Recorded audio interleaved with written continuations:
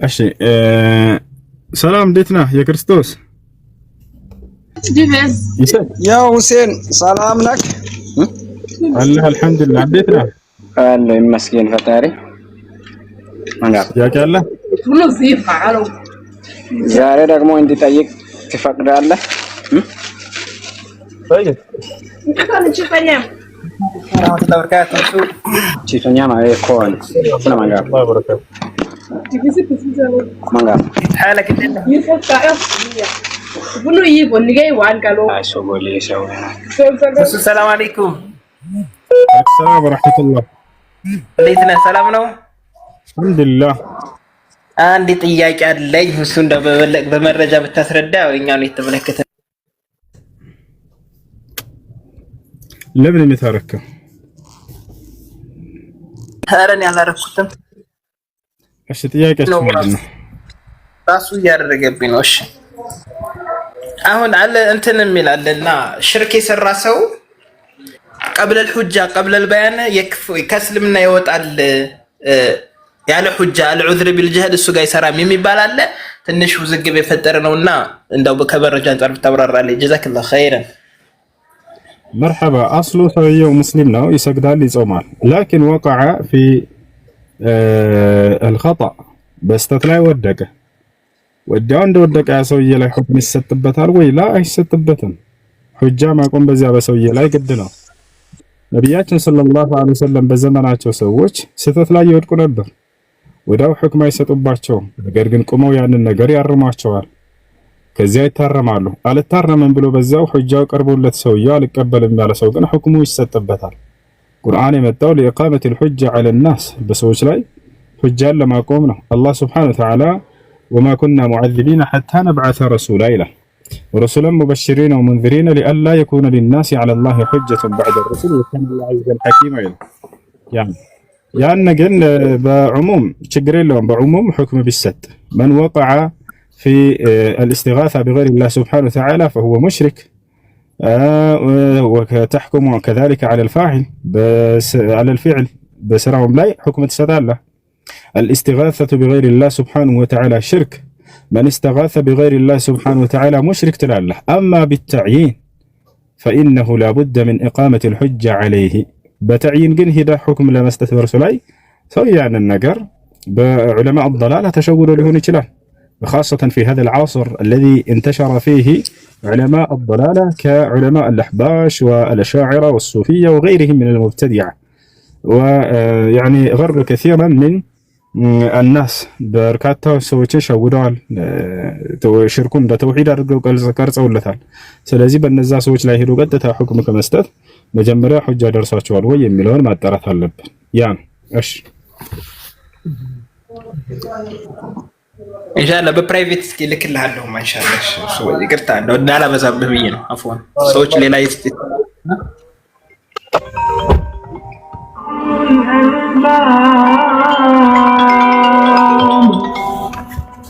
እሺ የክርስቶስ ሰላም እንዴት ነህ ወይ የክርስቶስ ይሰማል ምኑ ጋር ማዳው አሎ በቃ ያቃለ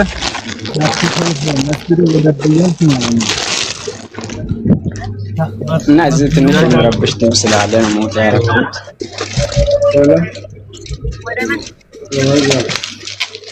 ያ ሰላም ያቃለ መስጊዱ ሳይሆን መስጊዱ ያጋ ምንድነው ታክሲ የተሰለፉ ወደ ፊት ለፊትሽ አይታይሽም ታክሲዎች ፊት ለፊት ታክሲ ተራ ነገር ነው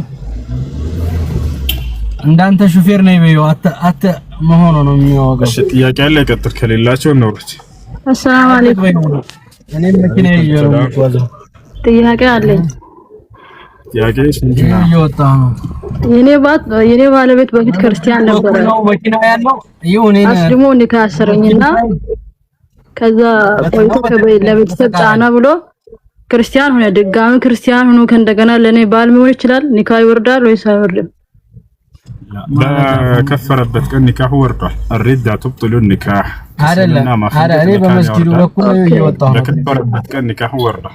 ኦኬ ግን እንትና ላይ ወረቀት ምናምን የጋብቻ ወረቀት አለንና እሱን ይዞ እያስፈራራኝ ነው። ምንም ያስፈራራሽም ማግባት መቆም አይችልም እንደ መቆም ይችላል እኮ በሬክላም አሰራና ቤትህ ላይ ለጥፈው። እሺ አባረሽ ማለዳ ጋጠብኝ ይተበኝ በትልቁ ፎቶ ቤት አሰርቶ ግድግዳው ላይ ይለጥፋል። ለውጣ ለበየው ሊወጣ ነው ጥያቄ ያለ ቀጥታ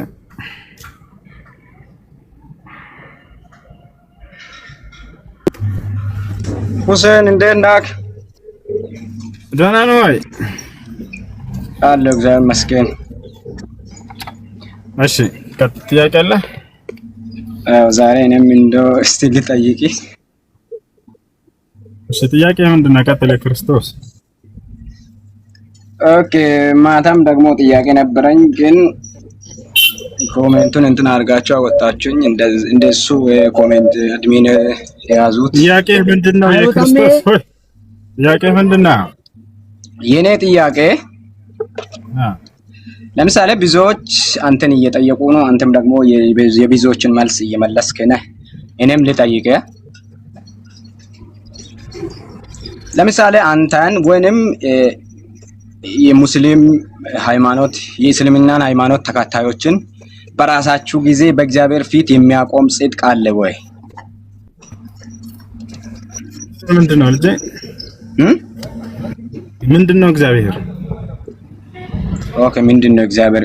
እሺ አንተ የሚታመልከው ለምሳሌ አላህ ነህ። አላህ ብለህ እኛ እግዚአብሔር ነው ብለን የምንጠራው አንተ አላህ ትላለህ። እናንተ አላህ ብላችሁ ነው። ምንድነው እግዚአብሔር ነው ጥያቄው አሁን ክርስቶስ? ኖ እያጣማምክ ነው እኮ እኔ የጠየቅኩትን መልስ። አንተ ለምሳሌ አንተ የሚታመልከው አምላክ የት ነው ያለው? እሺ ወይኔ በፈጣሪ እግዚአብሔር ምንድነው?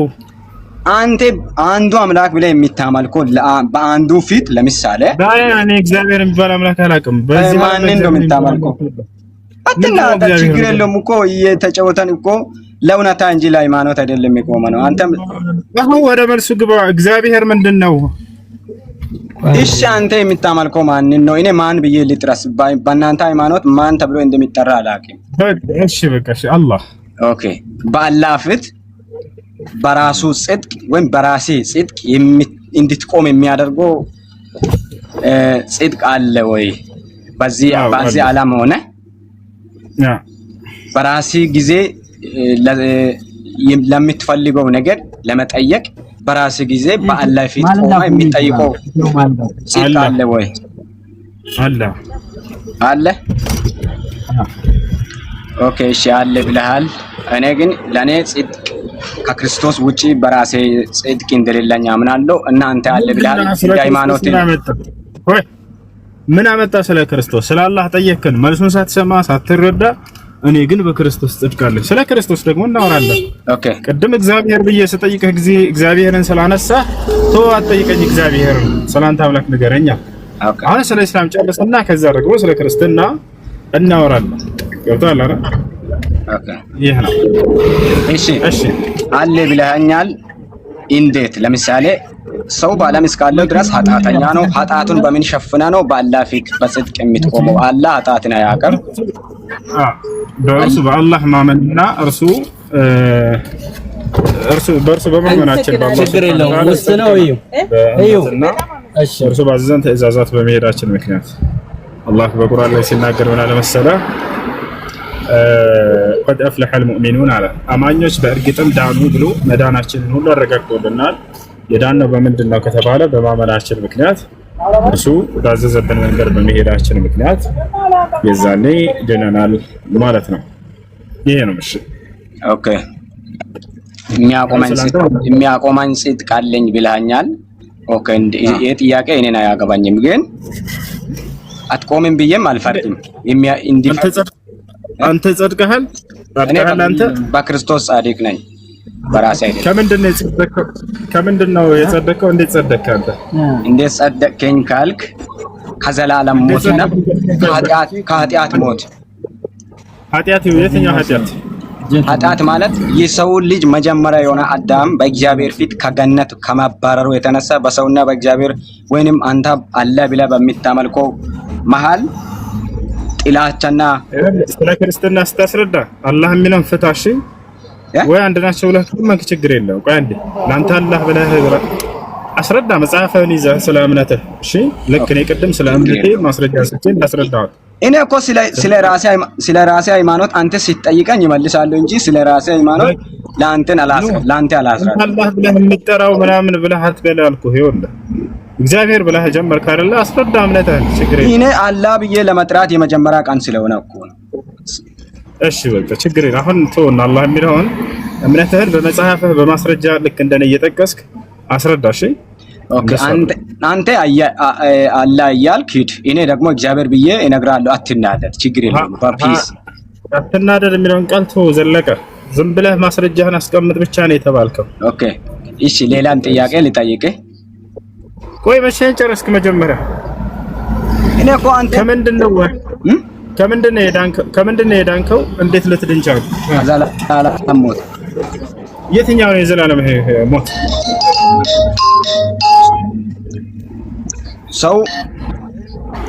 አንድ ሰው በስጋ ከሞታ በኋላ ትንሣኤው የሚባል ነገር እንዳለ መጽሐፍ ቅዱሳችን ይናገረናል። ኃጢአት ሰርተህ ነው መጀመሪያ? ከየትኛው ኃጢአት ነው? እንዴት ዳንክ? የትኛው ኃጢአት ሰርተህ እንዴት ዳንክ? ኃጢአተኛ ነኝ። የትኛውን ኃጢአት? ከየትኛው ኃጢአት? ያው ኃጢአት ምክንያት እኔ የአዳም ዘር ስለሆን አዳም በሰራው ኃጢአት አንተም ኃጢአተኛ ሆንክ ማለት ነው። ዓለምና እግዚአብሔር እንደተጣሉ ዘፍጥረት መጽሐፍ እንደሚናገር፣ ምናልባት ዘፍጥረት መጽሐፍ በእናንተ እንደሚባል ባላቅም አዳም በሰራው ኃጢአት ነው አንተ ኃጢአተኛ የተፈረደብህ። ውስጥ እኮ ነው እኮ አዳም በሰራው ኃጢአት ነው አንተም ኃጢአተኛ ብሎ እግዚአብሔር የፈረደብህ ነው። እኔ እስካሁን በኃጢአተኛው ዓለም በአዳም ዘር እግዚአብሔር በወለዳቸው ልጆች ነው የመጣው አይደለም ማለት ነው። ስለዚህ እግዚአብሔር ፍትሃ አይደለም ማለት ነው። ምክንያቱም አንተ ኃጢአትን ሰርተሃል፣ የአዳምን ኃጢአት ወይንስ አዳም ነው የሰራው ኃጢአቱ? በአዳም መሰረት እኔም ኃጢአተኛው ነኝ። ወደ ኢሳይር ለምዳል አንተ አዳም የሰራውን ኃጢአት እንኳን አልሰራህም፣ ሲሰራም የለህም፣ ግን ኃጢአተኛ ነህ ብሎ እግዚአብሔር ገና ሳትወለድ ፈረደብህ። ይሄ ፍትህ ነው ብለህ ታምናለህ አንተ? ኦኬ አምናለሁ። እኔ ኃጢአተኛ መሆኔን አምናለሁ። አሁንም ኃጢአተኛ ነኝ። በጣም ጥሩ። ኃጢአት ማለት ምን ማለት ነው? ኃጢአት ማለት ወደ ሞት የሚወስድ ነገር ነው። ሰው ከስጋ መባሰል ወደ ምን ይወስዳል አይደለም ጥያቄ። ኃጢአት ማለት ትርጓሜው ምን ማለት ነው? ፍቺው ኃጢአት ምንድነው? ሕግ መተላለፍ ሁሉ ኃጢአት ነው። ሕግ መተላለፍ። በጣም ጥሩ። ስለዚህ ሕግን መተላለፍ ማለት ሕግን መተላለፍ ማለት ነው። እንደሱ ከሆነ አዳም በሰራው ኃጢአት ምክንያት እኛም ኃጢአተኛ ተብለናል ስትል ጊዜ አዳም የተላለፈውን ሕግ አንተ ተላልፈሃል ወይስ አታላልፈም? ወደ መብራቱ ነው ወደ ኋላ ነውና ከመብራቱ ላይ ግን ኦኬ። አንተ ለምሳሌ ከቤተሰቦች ወይም ከአባቴ ዘር ከአባቴ የሚደርሰው ድርሻ ነገር የለም በራሳችሁ ቤት። አንተ ለምሳሌ የሚባል ምሳሌ አይደለም። ይኸውልህ መጽሐፍህን መሰረት አድርገህ እምነትህን አስረዳ። ኃጢአት ብሎ ማለት ሕግን መተላለፍ ማለት ነው አልከኝ። ተስማማ። በጣም ጥሩ። ስለዚህ አንተ ኃጢአተኛ ትባል ዘንድ በአዳም ምክንያት አዳም የተላለፈውን ሕግ አንተ ተላልፈሃል ወይ? ያ ከአባቶቻችን ቆይ ለምሳሌ ሃይማኖት አንተ የእስልምና ሃይማኖት ተከታይ ነህ። በምሳሌ አታስረዳኝ፣ በመጽሐፍ ቅዱስ አስረዳኝ። በመጽሐፍ ቅዱስ አዳም የተሳሳተውን ስህተት አንተ ተሳስተሃል አልተሳሳትክም? ተሳስቻለሁ። በጣም ጥሩ። አዳም የተሳሳተውን ስህተት ምን ነበር? ሲለቅ የዛፏን ፍሬ መብላት አይደለ? አንተ የዛፏን ፍሬ በልተሃል? ማኑ እያየሁሽ ነው። አትመለሽ። ለአዳም አትብላ የተባለው የዛፍ ፍሬ ነው። አንተ የዛፍን ፍሬ በልተሃል ወይ? ያ ዛፍ ፍሬ ብቻ ዛፍ ፍሬ አይደለም። ይሄን ነገር አታድርግ የተባለው ነገር ሁሉ ማድረግ ኃጢአት እኮ ነው። የአዳምን ስህተት ተሳስተሃል ወይ ስለ አዎ አልክ። አዎ ተሳስቻለሁ። የአዳም ስህተት ምንድነው? የዛፉን ፍሬ መብላት። አንተ የዛፏን ፍሬ በልተሃል ወይ? ያ በልቼዋለሁ።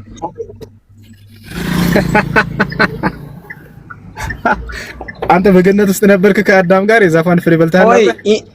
እኔ ጠያቂ ሆኜ ሲመጣ እንዴት ነው እንደገና ጠያቂ የምትሆነው? የኔ ጥያቄ መልስልኝ በመጀመሪያ። ወይ በቃ ተገኝተሃል። ወደ ሌላ ያለኝ ጠይቀኝ። በገነት ውስጥ ነበርክ አልነበርክም? ከአዳም ጋር ፍሬውን በልቻለሁ ብለሃል። ስለዚህ አንተ በገነት ውስጥ ትኖር ነበር ማለት ነው አይደል? አብረህ ከዛ የዛፏን ፍሬ በልተሃል። ጌታ ሰው ይሄ ነው የክርስትና የእምነት መሰረት። ስህተት መሆኑን የምትረዱት ከዚህ ነው። ኦኬ በአዳም ምክንያት ነው እኛም ኃጢአተኛ ተብለን አትፍራዳ። እኛ እኮ አንተም ፈጣሪ ነን ፈጣሪ አይደለም። አትደረብ ቃል እግዚአብሔር የክርስትና እምነት መሰረቱ ምን መሰላችሁ? አዳም የሚባልን ሰው አምላክ ፈጠረ ይላሉ እግዚአብሔር። ከዚያም ገነት ውስጥ ሂድና ግባ አለው። ብላ ጠጣ እንደፈለክ ከዚች ከዛፍ ግን እንዳትቀርብ አለው። ከዛም አዳም ያችን ትእዛዝ በመተላለፍ ፍሬዋን በላ ኃጢአትን አደረገ። ከዚያስ የአዳም ልጆች ሁሉ እንዳለ ኃጢአተኛ ብሎ እግዚአብሔር ፈረደባቸው። ተመልከቱ ፍትሃዊ እንዳልሆነ እግዚአብሔር የምትረዱት ኃጢአት ብሎ ማለት ምን ማለት ነው ብላችሁ ስትጠይቋቸው ኃጢአት ማለት ህግን መተላለፍ ማለት ነው ይሏቸዋል። ትክክለኛ ትርጓሜ ነው እስማማለሁ። ታዲያ አዳም የተላለፈውን ህግ እናንተ ተላልፋችኋል ወይ? ላ አልተላለፍንም ይሏቸዋል። እሺ ኃጢአቱን ሲሰራ ከአዳም ጋር ሰርታችኋል ወይ? አልሰራንም። እሺ ቢያንስ ባትሰሩ በቦታው ነበራችሁ ወይ? አልነበርንም በጭራሽ። ታዲያስ ግን በቃ ኃጢአተኛ ብሎ እግዚአብሔር ፈርዶባቸዋል። አምላክ እንዴት ሰዎችን ፈተና ባላቀረበላቸው ነገር ልጆችን አባታቸው ሰርቷልና ኃጢአት እናንተም ኃጢአተኛ ናቸው ብሎ ሊፈርድባቸው የሚችለው ከዚህ ከመሰረቱ ክርስትና ስህተት መሆኑን ትረዳላችሁ። እሺ ከዚያስ እንዴት ዳኑ ብላችሁ ስጠይቁ አሁንም እንዴት ነው የዳኑት? አዳም በሰራው ኃጢአት ምክንያት ሁላችን ኃጢአተኛ ተብለናል። አዳም በሰራው ኃጢአት ምክንያት ኃጢአተኛ ተብለናል ብለው አሜን ነው ብለው አብለው ተቀብለዋል ክርስቲያኖች። ከዛ እንዴት ዳናችሁ? ስንድን ደግሞ ልክ እንዲሁ አምላክ ራሱ ወረደና ስጋ ለብሶ ራሱን አሳልፎ ሰጥቶ አስገድሎ አሰቅሎ በቃ በዚህ ድነናል። እንዴት ዳናችሁ? በቃ በመሰቀሉ አመን ዳን። ተመልከቱ ኃጢአትም ሲሰራ አዳም የሉበትም። የአዳም ልጅ ክርስቲያኖች የሉም፣ ሲድኑም እንደው የሉም። በቃ እመኑ ዝም ብላችሁ አምላክ መጥቶ ተገድሎላችኋል፣ ተሰቅሎላችኋል። መሰቀሉን ካመንክ ትድናለህ። ኃጢአትን ሲሰሩ ሚናም የላቸውም፣ ሲድኑ ሚና የላቸውም። አይ በመሰቀሉ ብቻ በማመን ድነናል። ረበፈታ ምድራችሁ እናንተ ልክ እንደ ሮቦት ማለት አላረባ ሮቦት ምንም ሚና የለውም። ሲመጣም የሚያመጣው አካል አለ፣ ሲያንቀሳቅሰው የሚያንቀሳቅሰው አካል አለ። አላህ ነው ኡስታዝ። ይሄ በፍጹም እንደዚህ ያለው እና ይሄን ይመስላል። ሌላ ጥያቄ ካለህ መጠየቅ ትችላለህ። እና ከዚህ ከእምነት ኦኬ ራሳችሁን መሸበር እና ወራቶራል አይ እሺ አንተ አሁን በዓለም እስካለው ድረስ ኃጢአተኛ ነህ ወይ አይደለህም? እኔ ኃጢአት እሰራለሁ ሰው ነኝና ነብያችን ሰለላሁ ዐለይሂ ወሰለም ሲናገሩ ሁሉ በኒ አደም ኸጣእ ወኸይሩል ኸጣኢን አተዋቡን አሉ። ሁሉም የአዳም ልጆች ተሳሳቾች ናቸው፣ ከተሳሳቾቹ ግን በላጮቹ ንስሐ የሚያደርጉት ናቸው አሉ። ከኃጢአትህ እንዴት ትድናለህ ነው ቀጣይ ጥያቄ። አሳጣይቀው ለመልስልህ ንስሐ በማድረግ ስለ አዳም እሺ ለምሳሌ ካላንደር የሚባል ድሮ አባቶቻችን ዘመን ብሉይ ኪዳን የሚባል ነገር አለ። አሁን ደግሞ እኛ ዘመን አዲስ ኪዳን መሆኑን ታምናለህ አታምንም? ታምናለህ አታምንም ምናምን ሳይሆን እኔ በመጽሐፍም በእውነትህም ስለማላምን ይኸው 144 ነጥብ አላምንም። ግን ሐሳብህን ማስረዳት የምትፈልገውን አስረዳ። እሺ ኦኬ ኖ እጅን አንስታ ኢማን ብቻ ሳይሆን ድሮ ጊዜ ብሉይ ኪዳን አሁን ጊዜ አዲስ ኪዳን መሆኑን ታውቃለህ አታውቅም? እሺ ምናት ይቀር አምላክ አላህ Subhanahu Wa Ta'ala በሙሴ በኩል ተውራትን ሰጥቷቸው ነበር። ያ በእርሱና በህዝቡ መካከል ያደረገው ኪዳን ነው። ኪዳን ማለት በአምላክና በሰዎች መካከል የሚደረግ ስምምነት ነው። ስለዚህ አምላክ አላህ Subhanahu Wa Ta'ala ለሙሴ ህዝቦች ኪዳንን አውርዶላቸው ነበር። ከዚያ በኋላ ለነብዩ ሰለላሁ ዐለይሂ ወሰለም እና ደግሞ ማነው ለኢሳና ለህዝቦቹ ደግሞ ኪዳኑን አውርዶላቸው ነበር። ኢንጂል የተባለ አዲስ ኪዳን አውርዶላቸው ነበር። ትክክል። ነገር ግን ለዚህ ዛሬ እነዛ ኪዳኖች አሉ ወይ ከተባለ እጅህ ላይ ያሉት የሆኑ አይሁዶች ተነስተው የጻፉት መጽሐፍ እንጂ በፍጹም አምላካችን አላህ ለሙሳና ለኢሳ የሰጣቸው ኪዳኖቹ አይደሉም ነው። አሁን ላይ ትልቁ ኪዳን ምንድነው? እስከ ዘመኑ ፍጻሜ ድረስ ለሚመጣው ህዝብ ቁርአን የሚባልን ኪዳን አምላክ አላህ ለነብዩ ሰለላሁ ዐለይሂ ወሰለም ገልጦላቸዋል። አይ ኦኬ ለምሳሌ ድሮ ጊዜ ብሉይ ኪዳን ከነበረበት በምን ክስተት ነው? ምን ተከስቶ ነው? ዓለም ይኸው አልተቀየረም። ያው የመጀመሪያ ዓለም ነው። ከዚህ ዓለም እንደገና አዲስ ኪዳን ተብሎ የተሰየመው ለምንድን ነው? በምን ምክንያት ነው? ለምሳሌ ምን ተፈጥሮ? ዓለም አልተቀየረም እንደነበረ ነው ማለት ያ ለምሳሌ ዓለም ከአዳም የአዳምም ዘመን ዓለም ይቺ ናት፣ የኛም ዘመን ዓለም ይቺ ናት። ስያሜው ብሉይ ኪዳን ከሚባልበት ወደ አዲስ ኪዳን እንዲባል የተቀየረው ምክንያቱ ምንድነው? እነዛ ሰዎች ለሙሳ የተሰጠውን መጽሐፍ ያለፉት ህዝቦች የሙሳ ተከታይ ነን የሚሉ ሰዎች መጽሐፉን በርዘውት ስለነበር አምላክ አላህ Subhanahu Wa Ta'ala ደግሞ አዲስ ኪዳን ለኢሳና ለህዝቦቹ እንጂል የሚባል መጽሐፍ አወረደላቸው። ማውረድ ግድ ስላለ ያ የተበረዘ ኪዳን ስለነበር ማለት ነው ኦሪት። ከዚያ በኋላ ግን ሰዎች የኢሳ የተሰጠውን መጽሐፍ ክርስቲያኖች ደግሞ መተው በረዙት። አምላክ አላህ Subhanahu Wa Ta'ala ከኢሳ በኋላ ለዘመኑ ፍጻሜ ድረስ የሚሆነው ኪዳን ቁርአንን አወረደላቸው። ያ አዲሱ ኪዳን በእኛ እጅ ይገኛል ማለት ነው።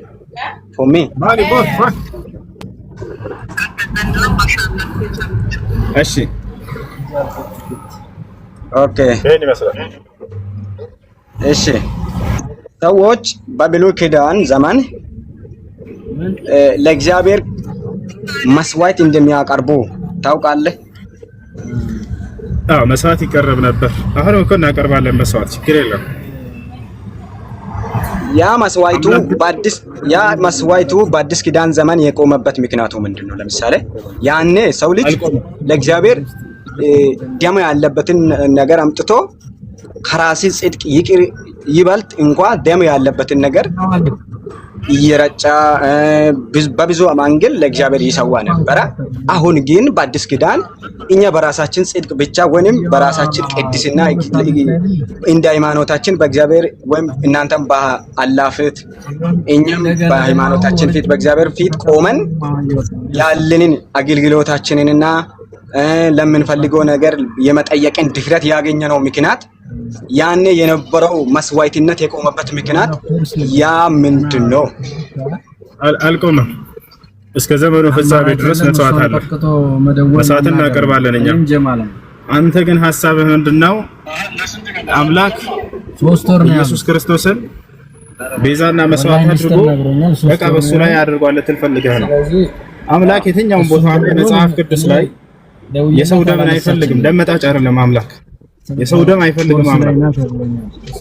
የሰውን ደም የሚፈልጉ ጣዖታውያኖች የሚያመልኳቸው አማልክቶቻቸው ናቸው። ይሄ ያለ መጽሐፍ ቅዱስ ላይ። እናንተ ግን የነብያትን አምላክ ልክ እንደ ጣዖታውያን አምላኪዎች አደረጋችሁ። የሰውን ደም የሚፈልግ አደረጋችሁ። አንድ ንጹህ የሆነ ክርስቶስ ካልተገደለ አንድም አላችሁ። ጳውሎስ መጥቶ ይሄን ነገር ሰበካችሁ። ጳውሎስ ምን አለ መሰላችሁ? መጽሐፍ ቅዱስ ላይ ወቢዱን ሰፍክ ዲማ ለን ተሕሱል الفداء አለ። ያለ ደም ስርየት የለም ማለት አልከት። ያለ ደም ስርየት የለም አላቸው። ደም የሚለው ማንን ነው? የግዴታ ኢየሱስ ክርስቶስ መገደል አለበት፣ ደሙ መሆን አለበት ይላል እግዚአብሔር። የትኛውም ቦታ ላይ እኔ ለኃጢአታችሁ ስርየት የኢየሱስ ክርስቶስን ደም ፈልጋለሁኝ አላለም። አሜን ነው የክርስቶስ አንድ ይሄን እስኪ አሜን ነው በል አንድ ጊዜ። እግዚአብሔር የትኛውም ቦታ አንተ ደግሞ በራሴ አንግል እየፎገርክ ነኝ። እኔ እኮ ያንተን ሃይማኖት አክብሬ እየጠየቅኩ አንተ ደግሞ በአሜንነቱ እሺ እግዚአብሔር ደስ ብሏል። እግዚአብሔር ለኃጢአታችሁ ስርየት የኢየሱስ ክርስቶስን ደም ፈልጋለሁ ብሏል አላለም? መልስ ብለዋል አይደለ? የቱ ጋር ነው ያለው ማስረጃ? ኢሳይያስ 53 አንዱን ሲታነቡ በእርሱ ቁስል እኛ ተፈወሰን ይላል። ማን ነው የቆሰለው? ሙሴ ነበር? መሐመድ ነው? ጥያቄ ምን ነበር? ጥያቄ ምን ነበር? ድጋማ ዮሐንስ ወንጌል ምዕራፍ 1 ቁጥር 29 ላይ ሲናገር በነጋው ዮሐንስ ኢየሱስን ወደ እርሱ ሲመጣ አይቶ እንዲህ አለ፣ እነሆ የዓለምን ኃጢአት የሚያስወግድ የእግዚአብሔር በግ። የበግ ፍጻሜው ምንድን ነው? ጥያቄ ምን ነበር? የኔ ጥያቄ በምን ምክንያት ነው? ወይ ነበር የኔ ጥያቄ ምን ነበር የጠየቅኩህ? እሺ እንደገና ጠይቀኝ። ሶሪ እግዚአብሔር ልብ በል እግዚአብሔር ከኦሪት ዘፍጥረት እስከ ራዕይ ድረስ እኔ ለሰው ልጆች የኃጢአት ስርየት ምን ያደርጓቸዋል? የአምላክን ክብርና ደረጃ የማይመጥኑ ነገራቶች ማለት ነው። ያ ነው እና ሌላም እነዚህ የመጀመሪያዎቹ መሰረታዊ ነገራቶች ናቸው። እሺ ጥሩ ነው። እሺ ሻራ ትይዣለሽ እስልምናና ሲይዝ እሺ የምለውን ቃል አብረሽ እየተከተልሽ ነው። እሺ አሽሃዱ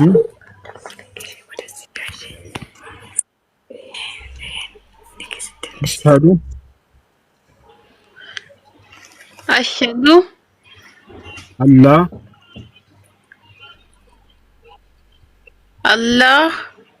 ኢላሃ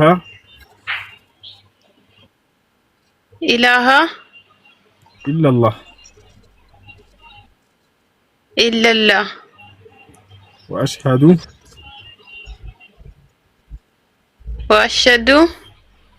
አነ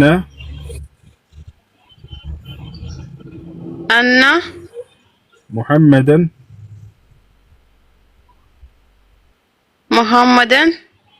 ረሱሉላህ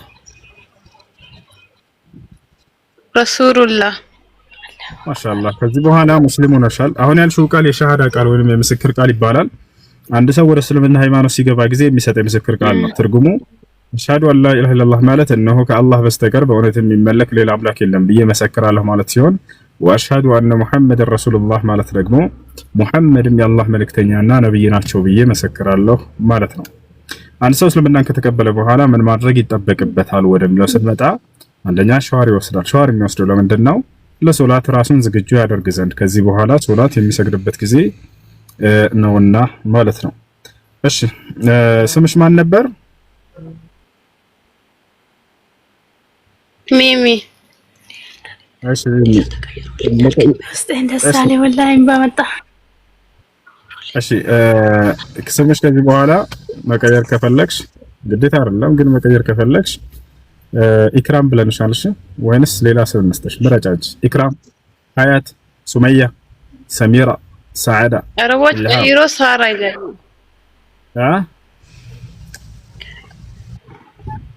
አረቦች ቀይሮ ሳራ ይለኛል። ማሻአላህ ማሻአላህ። እሺ ማሻአላህ። ከዚህ በኋላ ሳራ ነው ስምሽ። እሺ ሳራ የአብርሃም ወይንም የኢብራሂም አለይሂ ሰላም ሚስት። እሺ ስለ ሶላት አሰጋገድ አስተምሯት። ሶላት ከእናንተ ጋር አብራ ትስገድ። እሺ ኢንሻአላህ። አልሐምዱሊላህ አስተምሯት። እሺ ጥያቄ ያለ ቀጥል። እሺ ጀዛከላህ ወያኩም። ጥያቄ ያለው ሰው አለ?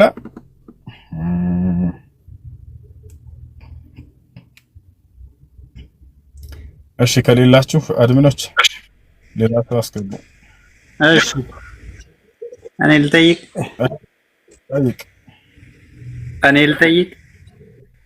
ጠይቃ።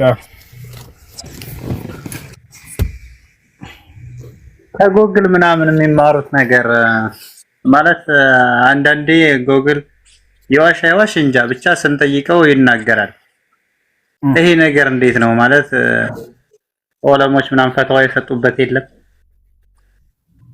እሺ ቁርአንና ሐዲስ ላይ በትክክል የተገለጸ ነገር ከሆነ የተቀመጠው እዚያ ላይ ችግር የለውም ልትቀበል። ከቁርአንና ከሐዲስ ጋር የሚጋጭ ከሆነ ግን አትቀበለውም። የዛኔ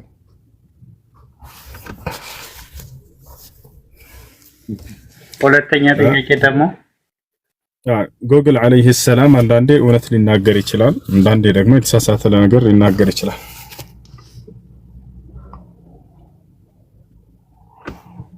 እንዴ ጎግል አለይሂ ሰላም አልክሳ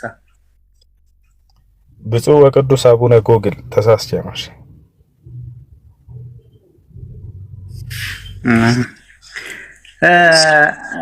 ሼህ የሌለው ሼሁ ሸይጣን ነው ምናምን እያሉ የሚያወሩት እንዴት ነው? ይሄ ሐዲስ ላይ አለ የለም? ነው ውሸታቸው ነው? እንደዛ የሚል የለም። ረዋሁ ጎግል አለይሂ ሰላም ነው። አሁን እሱ ለምሳሌ ወለይሰ ለሁ ሰነዱን ወላ አስሉን ፊል ኪታቢ ወሱና ወኢነማ ረዋሁ አልጎግል ቢዱን ሰነድን ወቢዱን አዲላ ወቡርሃን። አይ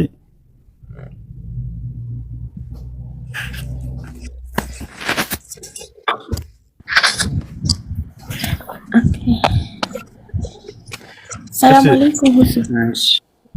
ወአለይኩም ሰላም ወራህመቱላሂ ወበረካቱ። የኔ ጥያቄ ማለት ነው አንድ ሴት ባሏ ከተፋታች በኋላ ያ 3 ወር እስከሚሞላት ድረስ እሱ ጋር ነው መቀመጥ ያለባት ወላ መውጣት አለባት ከሱ ቤት? ሊያስወጣት አይገባም። አንድ ሰው ሚስቱን ከፈታት በኋላ የመጀመሪያ ፍቺና ሁለተኛ ፍቺ ከሆነ የመመላለስ እድል ስላላቸው ከቤቱ ሊያስወጣት አይገባም። ሌላ ክላስ ሰጥቷት እዛ ሁሉን ነገር እያሟላላት ትኖራለች። የዛኔ በእርሱ ላይ አትሸፈንበትም። ሶስተኛውና የመጨረሻው ፍቺ ከሆነ ግን የዛኔ ቤቱ አታሳልፍም፣ ወደ ቤቷ ሄዳ ታሳልፋለች። ምክንያቱም አራተኛ ኒካህ መመላለስ ለዚህ ማስረጃ በቁርአን ላይ ሲናገር ማለት መሰላችሁ ያ አዩሃ ነቢዩ ኢዛ ጠለቅቱም ኒሳአ ፈጠልቁሁነ ሊዒደቲሂነ ወአሕሱ ልዒደ ወተቁላህ ረበኩም ላ ትኽሪጁሁነ ሚን ቡዩቲሂነ ወላ የኽሩጅነ ኢላ አን የእቲነ ቢፋሒሸቲን ሙበይና። አላህን ሴቶችን በፈታችኋቸው ጊዜ አለ ለዒዳቸው ፍቷቸው ብሎ ተናገረ። ያ ማለት የዒዳ ጊዜ አለ። ስለ በዒዳ ጊዜ ምን ማድረግ እንዳለባችሁ ሲናገር ወተቁላህ ረበኩም ላ ትኽሪጁሁነ ሚን ቡዩቲሂነ አለ። እኔን ጌታቸውን አላህን ፍሩኝ ከቤታቸው አታስወጧቸው አለ። ከቤታቸው አታስወጧቸው፣ ቤታቸው ብሎ ጠራው። አታስወጧቸው ብሎ ከልክሏል። ይጂ ውጪ ብሎ ማባረር አይችልም። 3 ሀይድ እስክታይ ድረስ ሌላ ክላስ ሰጥቷት ትኖራለች። ገብታችኋል አይደል? ለምንድን ነው አላህ ይሄን ያደረገው ከተባለ እንዲመላለሱ ስለሚፈልግላቸው አላህ Subhanahu Wa Ta'ala እንዲታረቁ ስለሚፈልግ በዚያን ጊዜ ሁሉ አትሸፈንም። ገብታችኋል? ረጃዕቱ መልሻለሁኝ ብሎ ይመልሳታል። ምናልባት የፈታታ ያሄ ሰውዬ በመካከላቸው የፈጠረው ችግር ያንን መቋቋም አቅቶት ሊሆን ይችላል ምናምን።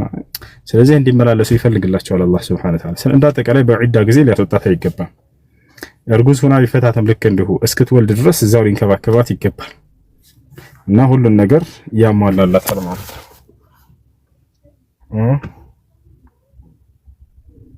እሺ ሌላኛው ጥያቄ ደግሞ እኔ በጓደኛዬ ወንጀል መጠየቅ አለው እንዴ? በጓደኛዬ ወንጀል? አዎ ስመክራት እምቢ ብላ ያኔ ለወንድ ብላ ክርስቲያን ሆነች ማለት ነው። አሁን ላይ ደግሞ ሁሉም ነገር እያወቃች እዛው ነው ያለችው እና እኔ ተይ ያልኳት ነው። በቃ መጠየቅ እየመሰለኝ እየጨነቀኝ ነው ማለት ነው። ዳዕዋ አድርገሽላት ከሆነ አትጠየቅም። አይ እሺ ዳዕዋ አድርገሽላት ከሆነ መክረሻት ገስጸሻት ከሆነ አትጠይቅበት። ስትሰማ ስለነበር ስለ እስልምና የሌለ ነገር ነው የሚነግሩ። ከጫሉ መካከል እስኪ አንድ ንገረኝ እስኪ ስለ እስልምና ክፉ የሰማኸው አንድ ነገር ንገረኝ። ሄሎ تسمع كلامي ولا خلاص? ኔትወርክ በጣም ይቆራረጣል። በጣም ብዙ ነገር ልጠይቅህ ነበር ዛሬ። በቃ ኔትወርክን አስተካክለውና ትመጣለህ። እኛ አለን በየትኛው አንደኛ ራስን ችለህ ሰዎችን ማስረዳት የምትችል ከሆነ ከዚህ የሰማው ነው ባትል ጥሩ ነው። ገብቶሃል? የተሻለ አይዲያ ካለ አንተ ራስህ ኮንፍሊክት ማድረግ ትችል ነበር። አይሽ በቃ አንተ ጥያቄው ሲመችህ ኔትህን አስተካክልና ራስህ ችግር የለውም። ያው ነው ያለው በየትኛው ሰዓት ተጠሪኩ ይያዋል اللهم صل على محمد وعلى سيدنا واو جلسنا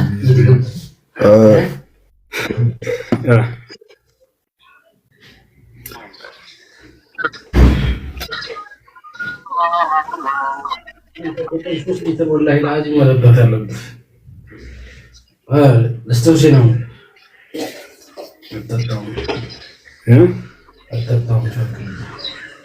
እሺ ከተሰማ ሌሎች መቀጠል ትችላል። ሰዎች ኤደንን አንዴ አስገባት። ኤደን ሻሃዳ መያዝ ፈልጋለሁ እያለች ነው። ኤደን ካለሽ አንድ ቁጥር ጻፊ። እሺ ሰላም አለይኩም ኡስታዝ። ወአለይኩም ሰላም ወራህመቱላህ። ጥያቄ ነበረኝና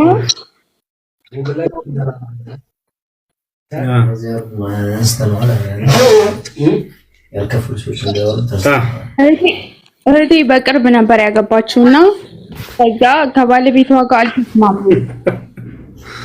እሺ ከዛ በሰው ጀነጀነችው መሰለኝ በሌላ ሰው ምናምን። ከዛ እሺ ሚስት የለኝም አላትና አሁን ኒካህ የለኝም ምናምን እያለች ነበርና እኔ እጠይቅልሻለሁ ምናምን ብያት ነው።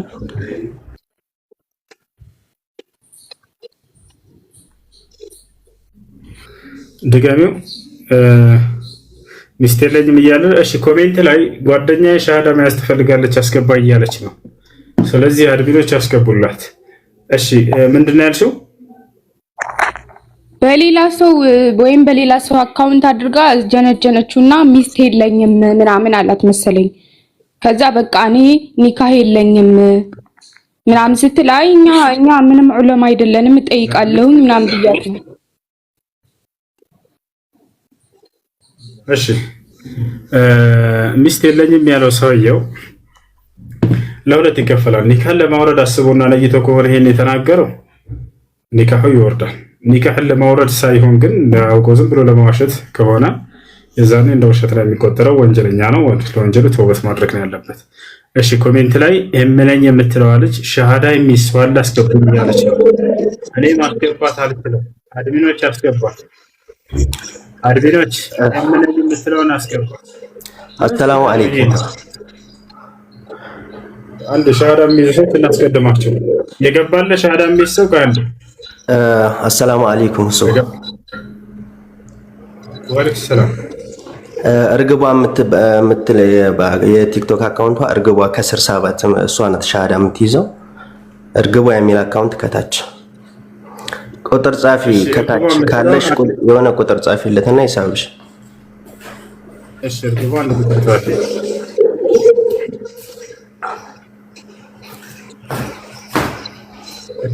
ካለ ያናግረኝ። እርግቧ የሆነ ቁጥር ጻፊና ግቢ።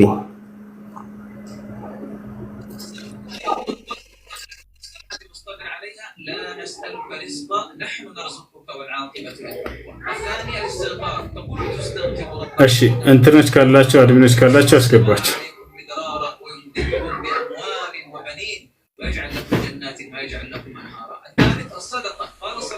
እሺ ያላቸው ልጆች የገበሰዋላ ገስት ላይ ሰው አይታየኝም።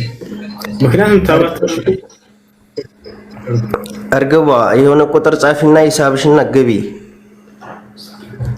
እሺ እስከገባ ድረስ ሌላ ጥያቄ ያለው ማን ነው? ከላይ የገባችሁ ሻሃዳ የሚይዝ ሰው አለ ያላችሁት ካለ ቢገባ ሰው ካለ አስገባችሁ። ከላይ ሰው አለ?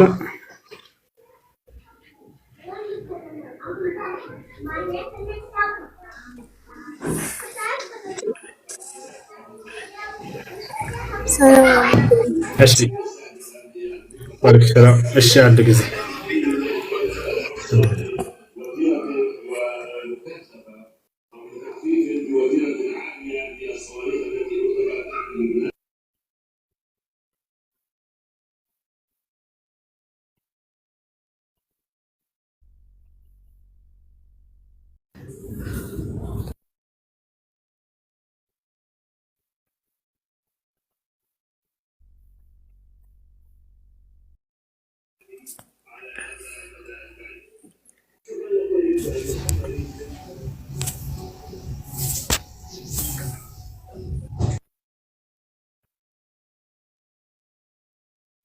ኮሜንት ላይ ኤደንን አስገባት። አንድ ጊዜ ኤደንን አስገባት ልጆች።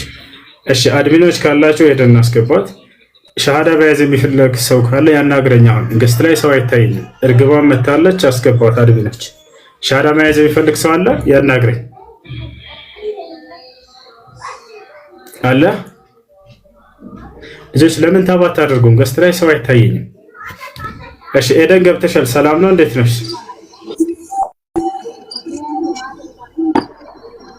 ሰላም ሲ ኤደን ሰላም ነው? ደህና ነሽ? ሰላም እንዴት ነው? አልሐምዱሊላህ።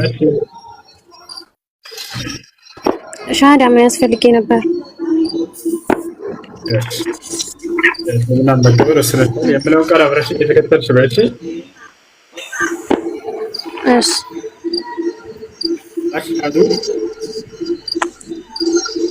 አሽሀዱ ላ ኢላ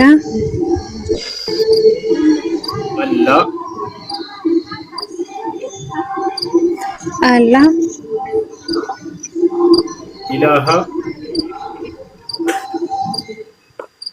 ኢላሃ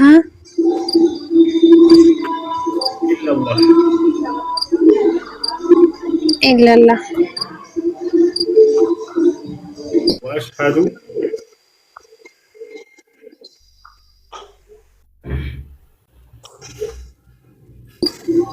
ወአሽሀዱ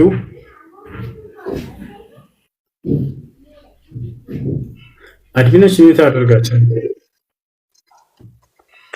የታደረጋቸው አድሚኖች ወአሽሀዱ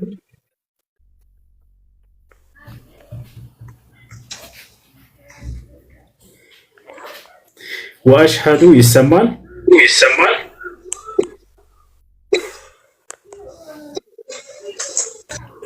ሄሎ እሺ የተሰማሽ ነው አይደል? ወአሽሀዱ ቀጥይ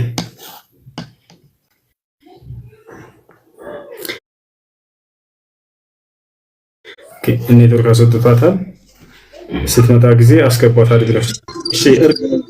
እርግቧ አለ የምትይዘው ልጅ እርግቧ የሚለው የመጀመሪያ አካውንት ላይ ከላይ እሺ። እርግቧ ካለሽ አናግሪኝ። ሜትሽን አንሺ።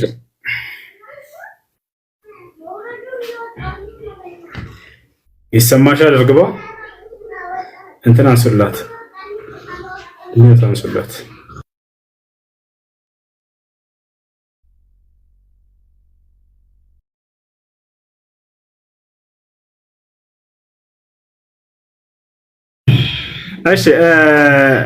እሺ አይሰማም መሰለኝ። እስኪ አንድ ብሌን አስገቡት ሲስተካከል። እሺ እርግቧ ይሰማኛል። እሺ እስልምና እንድትቀበይ ማንም ያስገደደሽ ጫና ያደረገብሽ የለም። በራስሽ ፈቃድና ፍላጎት ነው አይደለ? አዎ በራስሽ ፈቃድ። አይ የምለውን ቃል እየተከተልሽ በይሽ። እሺ አሽሀዱ አላ ኢላሃ ኢለላህ ወአሽሀዱ አነ ሙሐመደን ረሱሉላህ ማሻአላህ ጨርሰሻል። አላህ ምስጋና ይገባው። ከዚህ በኋላ ሙስሊም ሆነሻል። አሁን ያልሽው ቃል የሻሃዳ ቃል ወይም የምስክር ቃል ይባላል። ማንኛውም ሰው ወደ እስልምና ሃይማኖት ሲገባ ጊዜ የሚሰጠው የምስክር ቃል ነው። ትርጉሙ አሽሀዱ አን ላ ኢላሀ ኢለላህ ማለት እነሆ ከአላህ በስተቀር በእውነት የሚመለክ ሌላ አምላክ የለም ብዬ መሰክራለሁ ማለት ሲሆን፣ ወአሽሀዱ አነ ሙሐመደን ረሱሉላህ ማለት ደግሞ ሙሐመድም የአላህ መልእክተኛና ነብይ ናቸው ብዬ መሰክራለሁ ማለት ነው። እንግዲህ አንድ ሰው ወደ እስልምና ሲገባ ጊዜ ትልቅ ያገኘው ጸጋ ምንድነው? አምላኩን አላህን ማግኘቱ ነው። ከኢስላሞች በሌላ መንገዶች ላይ ያሉ ሰዎች ያን የአብርሃም የይስሐቅ የያዕቆብን የሙሴን የዳዊትን የነመሲሁን የማርያምን አምላክ አላገኙ። ነገር ግን በሌሎች አማልክቶች ላይ እየዋለሉ ነው ያሉት። አምላክ አላህ ሱብሓነሁ ወተዓላ ሲናገር እኔ የአብርሃም የይስሐቅ የያዕቆብ አምላክ ነኝ እያለ የሚናገር ነው። ቃለ ሱብሓነሁ ወተዓላ ኢና አውሐይና ኢለይከ ከማ አውሐይና ኢላ ኑሕን ወነቢይነ ሚን ባዕዲህ ወአውሐይና ኢላ ኢብራሂመ ወኢስማዒለ ወኢስሐቀ ወአዩበ ወዩኑሰ ወሃሩነ ወሱለይማን ወአተይና ዳውደ ዘቡራ። አምላክ አላህ ሲናገር ሙሐመድ ሆይ እነሆ ወደ ኖህ ራእይን ሳወርድ እንደነበር ዛሬው ደግሞ ወደ አንተ አወረድኩልህ። ከኖህ በኋላ ወዳሉትም ነቢያቶች ወደ አብርሃም፣ ወደ ኢስሐቅ፣ ወደ ያዕቆብ፣ ወደ ኢስማዒል፣ ወደ ኢዮብ፣ ወደ ሙሴ፣ ወደ ሃሩን፣ ወደ ዮሴፍ እንዲሁም ወደ መሲሁ ሳወርድ የነበርኩት እያለ የሚናገር ነው። እንደአጠቃላይ ዛሬ ወደ ኢስላም ገብተሻል። አንድ ሰው እስላምን ከተቀበለ በኋላ ምን ማድረግ አለበት ወደሚለው ስንመጣ ጊዜ ሻወር ይወስዳል፣ ራሱን ለሶላት ዝግጁ ያደርግ ዘንድ። ከዚያም ሶላት መስገድን ይጀምራል ማለት ነው። ሶላት ትልቁ የአምልኮ ስርዓት ነው። ይህን አምልኮ ስርዓት የምንፈጽመው ለአምላካችን ለአላህ ሱብሓነሁ ወተዓላ ብቻ ነው። አምላክ አላህ ሲናገር በቁርአን ላይ ፈሰሊ ሊረቢከ ወንሐር ይላል። ለእኔ ለጌታ ብቻ ስገድ፣ በእኔም ስም ብቻ ሰዋ እያለ ይናገራል። በሌላ ቦታ ላይ አምላክ አላህ ሱብሓነሁ ወተዓላ ሲናገር ይላል ቁል ኢነ ሶላቲ ወኑሱኪ ወመሕያየ ወመማቲ ሊላሂ ረቢል ዓለሚን ይላል። ሙሐመድ ሆይ ስግደቴም፣ መስዋዕቴም፣ ህይወቴም፣ ሞቴም ለዓለማቱ ጌታ ለአላህ ብቻ ነው በል እያለ ይናገራል። ስለዚህ ሶላትን ለአላህ መስገድ ትጀምሪያለሽ ማለት ነው። ይህን ሶላት የምንለውን የአምልኮ ስርዓት ነቢያቶች ሁሉ ሲሰግዱ ነበር ለአላህ ሱብሓነሁ ወተዓላ። መሲሁ ምን አለ? ወአውሳኒ ቢሶላት አለ። አምላክ አላህ ሶላትን እንድሰግድ አዞኛል አለ። ይሰግድ ነበር። ልክ እንደ ዘከርያ ሲሰግድ ነበር። ፈናደትሁ ልመላኢከቱ ወሁወ ቃኢሙን ዩሰሊ ፊል ሚሕራብ። ዘከርያ በሚሕራቡ ውስጥ በመስገጃ ቦታው ላይ ቆሞ ሲሰግድም መልአኩ ገብርኤል መጥቶ በስራቱ እንዲሰጠው አናገረው ይላል። እና አብርሃም ይሰግዱ ነበር። አብርሃም ምን አለ? ረቢ ጅዐልኒ ሙቂመ ሰላቲ ወሚን ዙርየቲ አለ። ጌታ ያላህ ሆይ ሶላትን በአግባቡ ጠብቄ እንድሰግድ አድርገኝ፣ ከዘሮችም እንዲሁ ጠብቀው እንዲሰግዱ አድርግልኝ እያለ ይማጸን ነበር። ነቢያቶች ሁሉ በጥቅሉ ሲሰግዱ እንደነበር አምላክ አላህ ሲናገር ወጀዐልናሁም አኢመተን የህዱነ ቢአምሪና ወአውሐይና ኢለይሂም ፊዕለል ኸይራት ወኢቃመ ሰላት ይላል። ነቢያቶችን ሁሉ ሶላትን እንዲሰግዱ ትእዛዝን አወረድኩላቸው እያለ አላህ ይናገራል። እሺ እና ስለ ሶላት አሰጋገድ አብረውሽ ያሉ ልጆች ካሉ እንዲያስተምሩሽ እናገራለን። ያስተምሩሽ። ከዚያም በኋላ ሶላት አሰጋገድ ከተማርሽ በኋላ መስከር ትጀምሪያለሽ ማለት ነው። ሌላው አንድ ሰው እስልምናን በመቀበሉ ምን ያገኛል ወደሚለው ስንመጣ፣ አንደኛ በሰለመበት ቀን ያለፈ ኃጢአቱ ሁሉ ይማርለታል። በቀጣዩ ዓለምስ ከተባለ የዘላለማዊ ሕይወትንና በዚያም ውስጥ ገነትን እንደሚወርስ አላህ ቃል ገብቶለታል። እንኳን ወደዚህ ወደ ነቢያት መንገድ አላህ ሱብሓነሁ ወተዓላ መራሽ፣ እንኳን ደስ ያለሽ ብለናል እህታችን። ከዚህ በኋላ ሙስሊም ነሽ። እንኳን አብሮ ደስ አለን። እሺ እሺ። ከላይ ኤደን ሰላም፣ እንዴት ነሽ?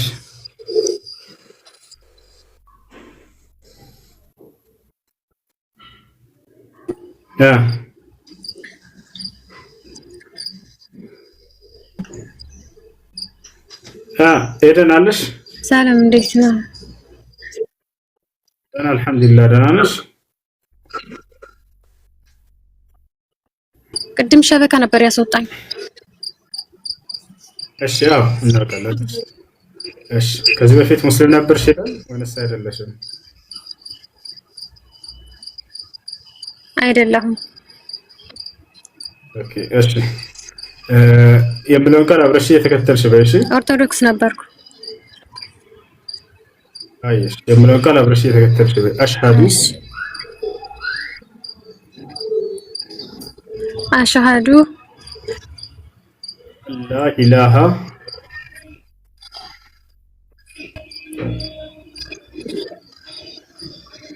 አላ ኢላሃ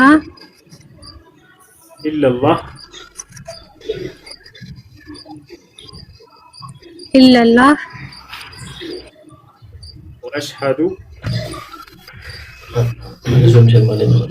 አሽሃዱ እነ ሙሐመደን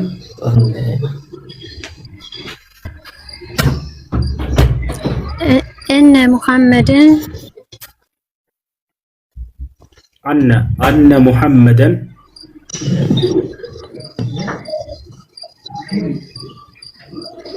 አነ ሙሐመደን ረሱሉላህ ረሱሉላህ። እሺ ጨርሰሻል። ትርጉሙ ከአላህ ሌላ አምላክ የለም ብዬ መሰክራለሁ፣ ሙሐመድም የአላህ መልእክተኛና ነብይ ናቸው ብዬ መሰክራለሁ ማለት ነው። ከዚህ በኋላ ሙስሊም ነሽ። ቅድም ስናገር የነበረው ምናልባት ሰምተሽ ሊሆን ይችላል። ለእህታችን እርግቧ የሚለው ከታች ያ ነው እንግዲህ አንድ ሰው ወደ እስላም ሲገባ ጊዜ ይህን ቃል ነው የሚለው። በየዘመናቱ ነቢያቶች በሚያስተምሩበት ዘመን የሻሃዳ ቃል በዚሁ መሰረት ነበር። በአንዱ አምላክ በአላህ ያምናሉ። ከዚያም በዘመኑ የተላከውን ነቢይ እንደ ነቢይ ይመሰክራሉ። ለምሳሌ የመሲሁ ዘመን ሰዎች ሐዋርያቶች እንዴት ወደ እስላም እንደገቡ ሲገልጽልን በሱረቱል ማኢዳ ምዕራፍ 5 ቁጥር 111 ላይ ወኢዝ አውሐይቱ ኢለል ሐዋርይን አን አሚኑ ቢ ወቢረሱሊ ቃሉ አመና ወአሽሀዱ ቢአንና ሙስሊሙን ይላል። ወደ ሐዋርያቶችም የትእዛዝ ቃልን ባስተላለፉ ጊዜ አስታውስ ይላል። የተላለፈው ትእዛዝ ምን ነበር? በእኔ በአምላካችሁ በአላህ እመኑ፣ በላኩላችሁ መልእክተኛም እመኑ ተባሉ። ስለዚህ በአንድ አምላክ በአላህ ማመንና በተላከው መልእክተኛ ማመን ያ ነው። ስለዚህ ቃሉ አመና አምነናል አሉ፣ ወአሽሀዱ ቢአንና ሙስሊሙን እኛ ሙስሊሞች መሆናችንን መስክር አሉ ይላል። የሙስሊምነታቸው ማስመሰሪያ ቃል እርሱ ነበር፣ ሻሃዳ ቃል ነበር እና ስለዚህ ከዚህ በኋላ አማኝ ሆነሻል። አላህ ምስጋና ይገባው። እሺ ኤደን የሚለውን ስም መቀየር ግዴታ አይሆንብሽም። መቀየር ከፈለግሽ መብትሽ ነው። ኤደን አንዱ የጀነት ስም ነው። በነገራችን ላይ በኢስላም አስተምሮ ጀነት 8 ክፍሎች አሏት። ከነዚያ ከጀነት 8 አይነት ደረጃዎችና ክፍሎች አንደኛው ኤደን ትባላለች፣ ወይንም ደግሞ አድን ትላለች። አላህ በቁርአን ላይ ይጠቅሳታል። ጀናቱ አድን ሙፈተሐትን ለሁሙል አብዋብ ይላል። ጀናቱ አድን አደም ዓለይሂ ሰላም አባታችን አደም የነበረባት የጀነት ክፍል ኤደን ትባል ነበር፣ ወይንም አድን ጀነቱ አድን ትባላለች። ታውቃላችሁ? እስከዛሬ በክርስትና አጠራር ኤደን ብለው ይጠራታል። ነገር ግን አላህ ሱብሓነሁ ወተዓላ አደን ብሎ ጠርቷታል። ችግር የለውም እና ስለዚህ ከዚህ በኋላ መቀየር ከፈለግሽ ስምሽን መብትሽ ነው። ሐያት ወይንም ኢክራም ወይንም ሱመያ ወይንም ሰዓዳ ወይንም ደስ ያለሽን መሰየም ትችላለሽ። ሐያት ቢሆን ደስ ይለኛል ፈቃድሽ ከሆነ። ያ እሺ፣ ሶላት የሚያስተጋግድ የሚያስተምሩሽ ሙስሊም ጓደኞች ምናምን ካገኘሽ አናግራቸው። ኔትወርኳ ሰጥቷታል። አሁንም ያን አድርጊ። እስላማዊ ትምህርቶችን ተማሩ፣ ተከታተሉ። ከዚያም ጥያቄዎች ለሚቀራችሁ ድረስ በራሱ ጊዜ ልታችሁ በነፃነት መጠየቅ ትችላላችሁ። ያልገባችሁ ነገር ካለ ይሄ ነው። እሺ፣ ጥያቄ ያለ ይቀጥል። ሰማሁስ እንዴት ነህ? እሺ፣ ጥያቄ ያለ ይቀጥል። ሰላም ነው፣ እንዴት ነህ? እንግዲህ አንድ ጥያቄ ነው። እሺ፣ ቀጥል። ተጠይቀሽ እኔ ቁርአን ላይ ነው አንዲት አያ ስላልገባች እንድታብራራልኝ ነው። ሱረቱል ፋጢር ላይ ቁጥር 28 ኢነማ የኽሸላህ ሚን ኢባዲሂል ዑለማ የሚለው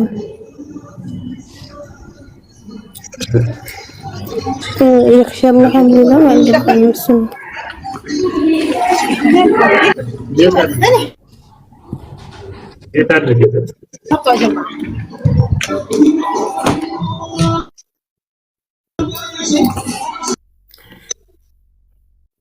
ከፍለት አውቃለሁ እንዳለ ምን ማለት ኢነማ የኽሸላህ ሚን ዒባዲሂ አላህን ከማንም በላይ ይበልጥ የሚፈሩት ዑለሞች የእውቀት ባለቤቶች ናቸው ማለት ነው። ያ ማለት የግዴታ ዓሊም መሆን አይጠበቅበት። ዓሊም ሳይሆንም አላህን ሊፈራ የሚችል ይኖራል። ነገር ግን ይበልጥ አላህን የሚፈሩት ለማለት ነው። ኢነማ የኽሸላህ ከማንም በላይ አላህን የሚፈራው አልዑለማ ዑለሞች ናቸው እያለ ይናገራል። እሺ፣ ነቢዩ ሙሐመድን ነቢይ አድርጎ የላከው ማን ነው ይላል። እነ አብርሃም እነ ኢስሐቅ እነ ያዕቆብን ሲያናገር የነበረው አምላክ ራሱ ማስረጃ በቁርአን ላይ ላሳየ። አምላክ አላህ ሲናገር ሙሐመድ ሆይ እነሆ ዛሬ ወደ አንተ ራእይ አወርድልሃለሁ፣ ከዚህ በፊት ከአንተ በፊት ወደ ኖህ፣ ወደ አብርሃም፣ ወደ ኢስሐቅ፣ ወደ ያዕቆብ፣ ወደ ክርስቶስ ራእይ ሳወርድ የነበርኩት አምላክ እያለ ይናገራል። እነዚያን የቀደሙትን ነቢያት ነቢይ አድርጎ የላካቸውና ያናገራቸው አምላክ ራሱ ነው። ነብዩ ሰለላሁ ዐለይሂ ወሰለም ነው ነቢይ አድርጎ የላካቸው። ያ ነው። እሺ፣ ጥያቄ ያለ ይቀጥል።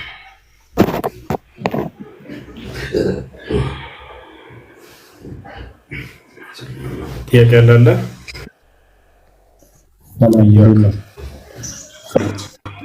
ሰላም ነው። አማን ነው። አልሐምዱሊላህ። እሺ፣ ከሚጮህ ጋር አቁ ልጆች ስትገቡ ማለት እሺ፣ ቀጥሉ። መስለም እንዴት ነው? መስለም ፈልጌ ነው። ሙስሊም ፈልጌ ነው። አየሽ፣ እስልምናን እንድትቀበል ያስገደደ ወይም ጫና ያደረገብህ አካል የለም። በራስህ ፍቃድና ፍላጎት ነው አይደለ? ብዙ ጊዜ እንትን እያልኩኝ ስለነበረ አሁን ደግሞ ትንሽ እመም ላይ ነኝና ያው ትክክለኛው መንገድ ሳሪስ ከሞትኩኝ እንትን እንዳይለ ለዛ መስለምን አምኜበት ሰላም ስለፈለኩኝ ማሻአላህ። እንኳን አላህ ሱብሓነሁ ወተዓላ ልብህን ወደዚህ መራው።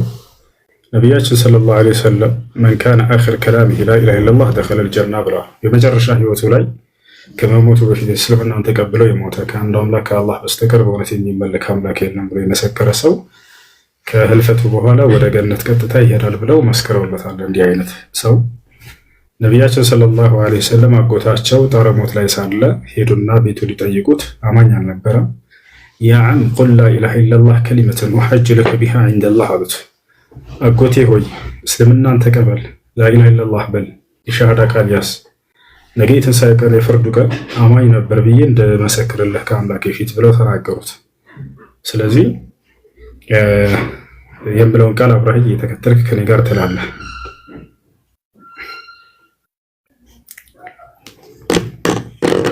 ይሰማል? ይሰማል ወይ?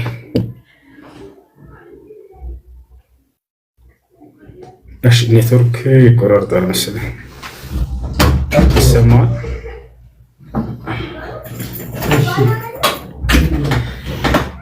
እሺ፣ ኔትወርክ ይዞታል መሰለኝ።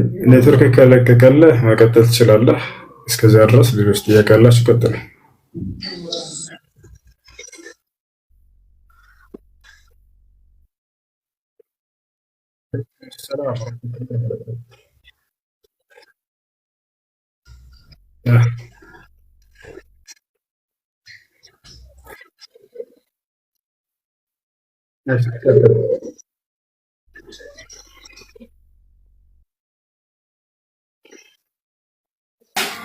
የሱብህ ሶላት ነበርና ከዛ መስጊድ ውስጥ ነው ጀማ እየሰገድን የመጀመሪያውን ረካዓ ፋቲሃን ቀርተን ከዛም ሌላ ሱራ ጨምሮ ኢማሙ ሩኩ ወረደ። ከዛም ሩኩ ወርዶ ተነስቶ ሌላ ፋቲሃ ጨመረ፣ ሌላ ቁርአን ማለት ሌላ ሱራ ጨመረ።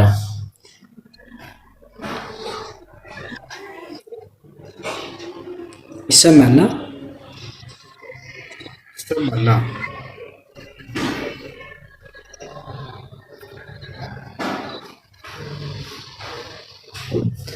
ከዛም ሌላ ሱራ ጨምሮ ሁለተኛ ሩኩ አደረገ።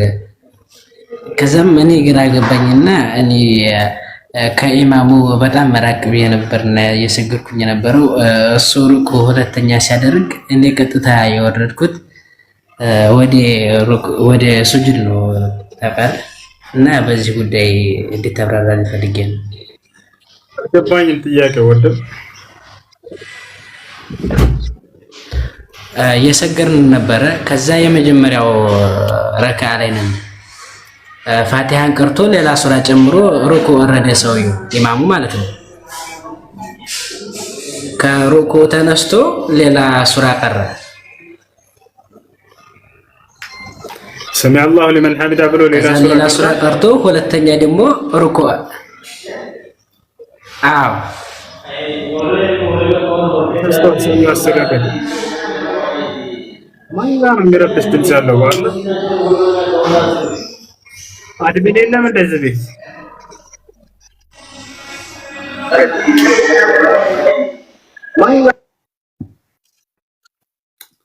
አድሚኖች የሆነ ሰው ገብቶ የሚረብሽ ቦታ ከሆነ ያለው ቶሎ ብላችሁ አውርዱት።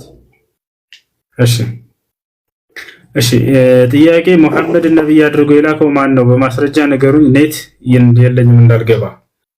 ነብይ ሙሐመድ ሰለላሁ ዐለይሂ ወሰለም ነብይ አድርጎ የላካቸው አብርሃምን፣ ኢስሐቅን፣ ያዕቆብን፣ ሙሴን፣ አሮንን፣ ኢየሱስን ሁላቸውንም ነብይ አድርጎ የላከው አምላክ ነው። እርሳቸውንም የላካቸው ማስረጃ ጥቼ ላሳየሽ። አላህ ሲናገር ምን አለ? ኢና አውሐይና ኢለይከ ከማ አውሐይና ኢላ ኑሕን ወነቢይን ሚን በዕድ ወአውሐይና ኢላ ኢብራሂም ወኢስማዒል ወኢስሐቅ ወአዩብ ወዩኑስ ወሃሩን ወሱለይማን ወአተይና ዳውደ ዘቡራ አለ። እነሆ ወደ አንተ ዛሬ ራእይን አወረድኩልህ። ከዚህ በፊት ወደ ኖህ፣ ወደ አብርሃም፣ ወደ ኢስሐቅ፣ ወደ ያዕቆብ፣ ወደ ዮሴፍ፣ ወደ ሙሴ፣ ወደ ክርስቶስ ወይም ወደ መሲሁ ራእይን ሳወርድ እንደነበረው እያለ ይናገራል። ስለዚህ እነዚያን የቀደሙትን ነቢያቶች ያስነሳና የላከ አምላክ ራሱ ነው። ነቢዩ ሙሐመድ ሰለላሁ ዐለይሂ ወሰለምንም ነቢይ አድርጎ የላካቸውና ያስነሳቸው ማለት ነው። እርሳቸው የነቢያት መደምደሚያና መጨረሻ እንደሆኑ ይመሰክራል። አላህ ሲናገር ወላኪን ረሱለላህ ወኻተመ ነቢይን ይላል። ነገር ግን ሙሐመድ የአላህ መልእክተኛ የነቢያት ሁሉ መደምደሚያ ናቸው እያለ ይናገራል። ያ ነው። እሺ ቀጥሉ። ገስት ላይ ኮሜንት መቀጠል ይቻላል። እኔ ያው ስለ እስልምና ዲቴል ባላቅም ላይክ መሐመድ ነብይ ነው ተብሏል እና ኢሳ ደግሞ በእስልምና ቁርአን ውስጥ አለ የመርየም ልጅ ነው ይባላል። ኢሳም መልእክተኛ ነው አይደል? እኮ መሐመድም መልእክተኛ ነው። ኢሳ በእስልምና ለምንድን ነበር የመጣው ወደዚህ ዓለም በእስልምና? ነብይ እንዲሆን መልእክተኛ እንዲሆን ራሱ ሲናገር ምን አለ? ኢሳ ወጀዐለኒ ነብያ አለ። ነብይ አድርጎ ልኮኛል አለ። መዝሙር ላይ ያስወርደው ይችላል ማለት ኢሳ ማን ነው? ነብዩ መሐመድ መጥቶ ላይክ ስለ እስልምና መንገድ ሊያስተምር ምናምን ነው አይደል የመጣው? ኢሳ ለምንድን ነበር የመጣው በእስልምና? እርሱም ልክ እንደ ነብዩ መሐመድ ሰለላሁ ዐለይሂ ወሰለም ከእርሳቸው በፊት መልእክተኛ ሆኖ ህዝቡን ሊያገለግል። ለዚህ ነው ራሱ ሲናገር እኔ ነብይ አድርጎ አምላኬ አላህ ልኮኛል። አንዴ ትጨርሽ ትቀጥያለሽ። ይቅርታ ቢኒ እንዳስጨርሰው። ቢኒ አለ አንዴ እባክሽ አንዴ ቢኒ አለ መቀጠል ትችላለህ። ኔትወርክ ያስቀጥላል።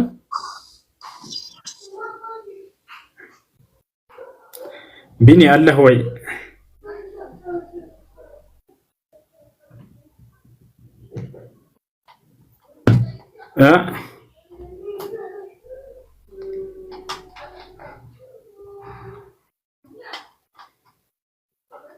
እሺ ከሌለ በቃ ይቀጥል። ከወርዷል መሰለኝ ኔትወርክ አስወርዶታል። እሺ ቀጣይ አሁን መቀጠል ትችላለሽ።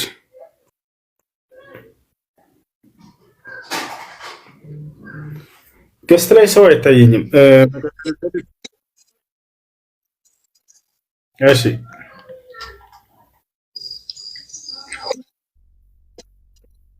መሐመድን ብቻ የምንከተለው ላይክ ኢየሱስ ማን ኢሳም ያለው ነገር አለ አይደል? ስለ እስልምና የተናገረው ወይም የእሱ መንገድ ለምን መከተል አልነበረብንም? አሁን የሚከተሉት እስልምና እምነቶች የምትከተሉት ነብዩ መሐመድ ያስተማራችሁን ነው።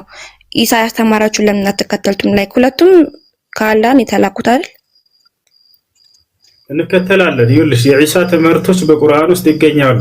ልጥቀስልሽ ለምሳሌ ምን ብሎ እንዳስተማረ ላሳይሽ እያወጣሁ ኢሳ እንዲህ አለ፣ ክርስቶስ እንዲህ አለ ተብሎ የተነገረበትን ትምህርቶችን ላሳይሽ። ምን ይላል መሰለሽ? ምን አለ መሲሁ ኢሳ ሲናገር ምን አለ? ያ በኒ እስራኤል እኒ ረሱሉላህ ኢለይኩም አለ። እናንተ የእስራኤል ልጆች ሆይ እኔ ወደ እናንተ የተላኩኝ የአላህ መልእክተኛ ነኝ አለ። ሙሰድቀን ሊማ በይነ የደየ ሚነል ኪታብ ወሙበሽረን ቢረሱሊን የእቲ ሚን ባዕዲ እስሙሁ አሕመድ። አንደኛ ለእስራኤል ልጆች የተላከ መልእክተኛ መሆኑን ከተናገረ በኋላ ከእኔ በኋላ ነቢይ ይመጣላችኋል ስሙም ሙሐመድ ወይም አሕመድ የተባላለን። እሻለው ኢሳን ተከተልነው። ነብዩ ሰለላሁ ዐለይሂ ወሰለም እንደ ነቢይ ተቀበሏል፣ ተቀበልነው። ይሄን አንቺ ትቀበያለሽ? የኢሳን ትምህርት ነብዩ መሐመድ ከኔ በኋላ ይመጣል አለ። በቃ መቶ ይሄን ብቻ ነው ያስተማረው። መቶ ይሄን ቃል ብቻ ነው የተናገረው። አሁን ነብዩ መሐመድ ስለ ሰላት ስለምና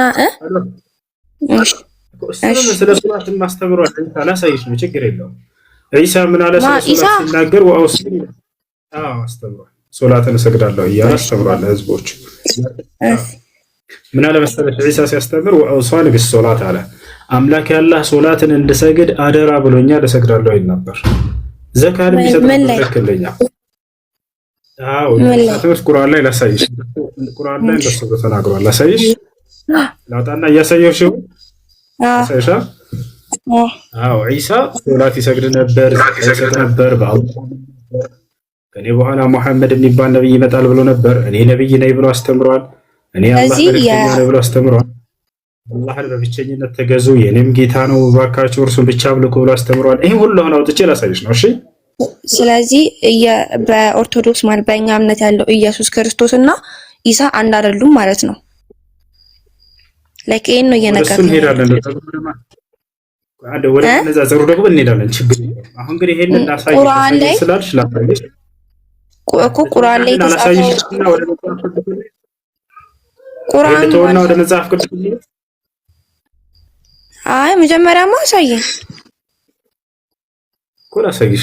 የኢሳን ትምህርት ለምን አትከተሉም ስላልሽኝ ልጋብዝሽ። የኢሳን ትምህርቶች ለምሳሌ ምን አለ መሰለሽ?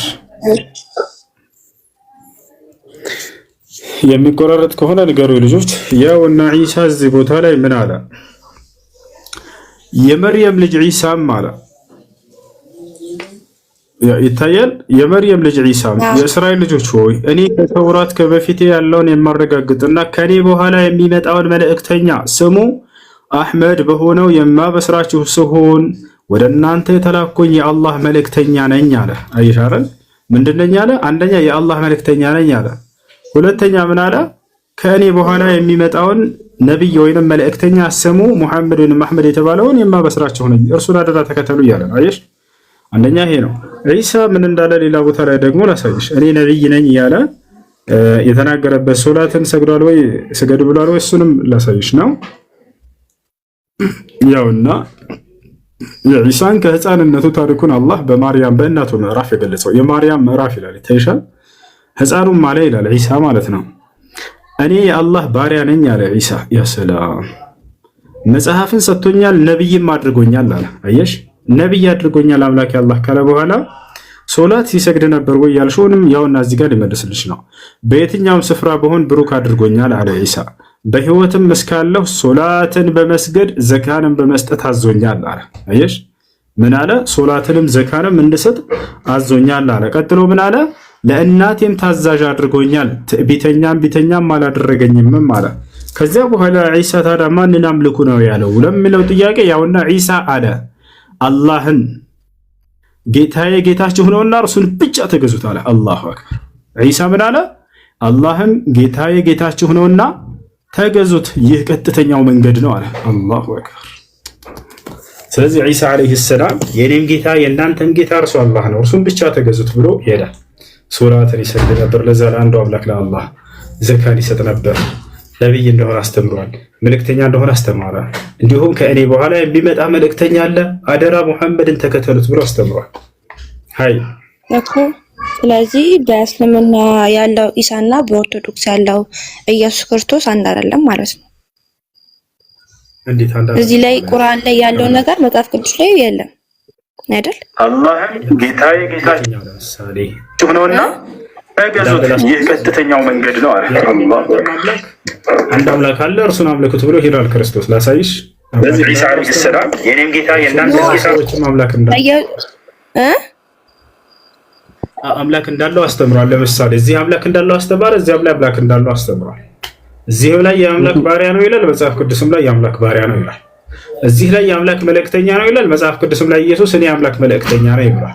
ላሳይሽ መጽሐፍ ቅዱስ ላይ እኔ ያው በእምነቴ ያን ያህል አላቅም ማለት ገና ነኝ አልተማርኩም። ነገር ግን ማለት ነው የሆነ ሳዳምጥ ምናምን ከኔ በኋላ የሚመጡ ሐሰተኛ ነብዮች አሉ ብሏል፣ በኦርቶዶክስ ማለት ነው። ቦታውን ምናምን አላቅም። እዚህ ጋር ደግሞ ከኔ በኋላ ነብዩ መሐመድ ይመጣል አለ። እሺ ይሄን በምን አየዋለሁ? በቃ ላስረዳሽ። ክርስቶስ እዚያ ቦታ ላይ ከኔ በኋላ ነብይ አይመጣም ሳይሆን ሐሰተኛ ነብያቶች ይመጣሉ ነው ያለው። ማለት ሐሰተኛ ነብያቶች መባሉ አዲስ አይደለም። የቀደሙትም ነብያቶች ሐሰተኛ ነብያት እንዳለ እንደሚመጣ በየጊዜው ይናገሩ ነበር። ያ ማለት ግን ከነርሱ በኋላ የመጡት እነ ሙሴ እነ ምናምን ሐሰተኛ ናቸው ማለት አይደለም። ነገር ግን ሐሰተኛውንና እውነተኛውን የምትለይበትን ሚዛን አስቀምጧል። ክርስቶስ ምን አለ መሰለሽ? እዛ ከኔ በኋላ የሚመጡ ነብያት ሁሉ ሐሰተኛ ነብያት ናቸው ቢል ሁሉም የሚለውን ቃል ቢያጠቃልል ኦኬ፣ ከሱ በኋላ የሚመጣው ሁሉ ሐሰተኛ ነው። ግን ክርስቶስ ምን መሰለሽ አለው? ሐሰተኛ ነብያቶች ይመጣሉ ወደፊት ብሎ ተናግሯል። ሐሰተኛና እውነተኛዎችን ግን የምትለዩባቸውን እውነተኞችንም በፍሬያቸው ታውቋቸዋላችሁ አለ። ገብቶሻል? ላሳይሽ። እሱ እንደሱ እንዳለ በፍሬያቸው ታውቋቸዋላችሁ። አሁን በፍሬያቸው ታውቋቸዋላችሁ አለ። ያ ማለት ከእርሱ በኋላ የሚመጣው መልእክተኛ እውነተኛነቱ መገለጫው በቃ ፍሬያማ ይሆናል እያለ እየገለጸ ነው።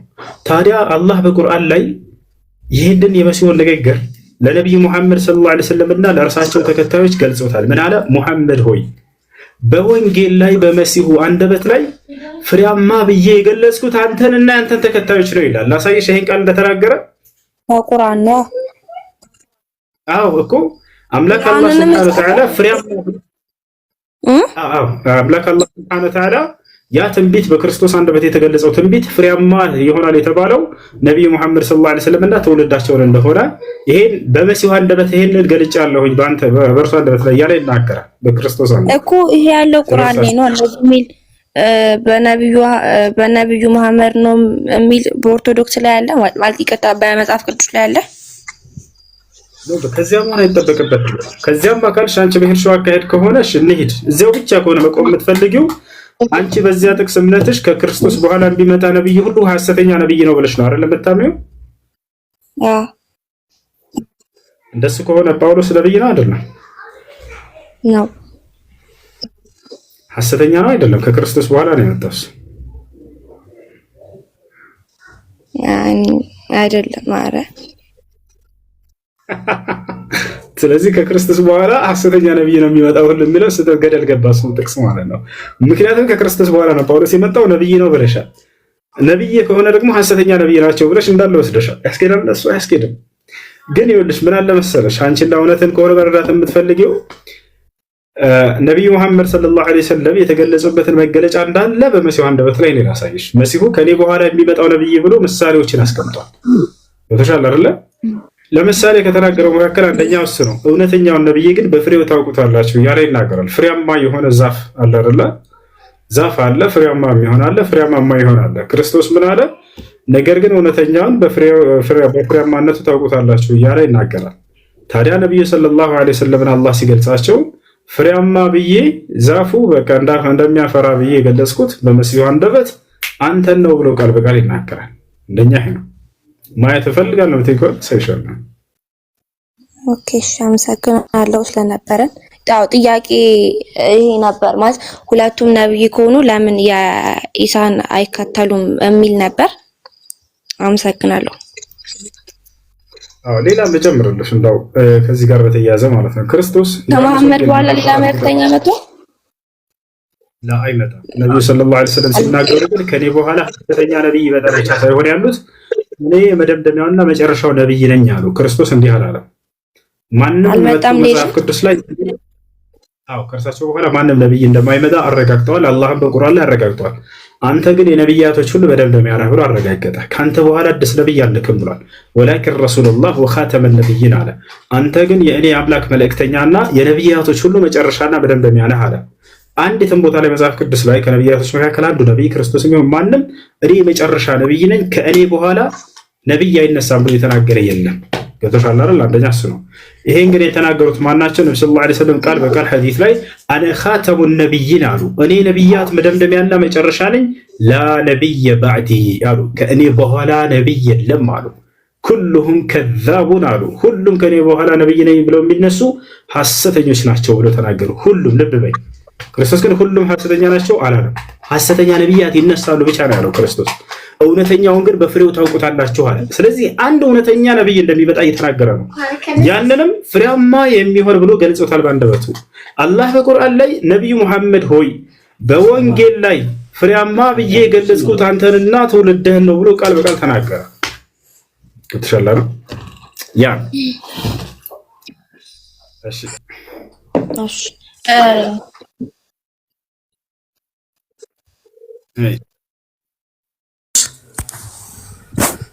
ጳውሎስ ነብይ እንደሆነ ክፈትና ማስረጃ ስጠን።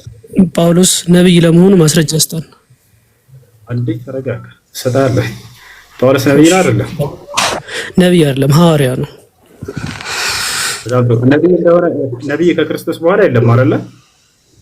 ከክርስቶስ በኋላ ሲጀመር ክርስቶስ ራሱ ነብይ አይደለም።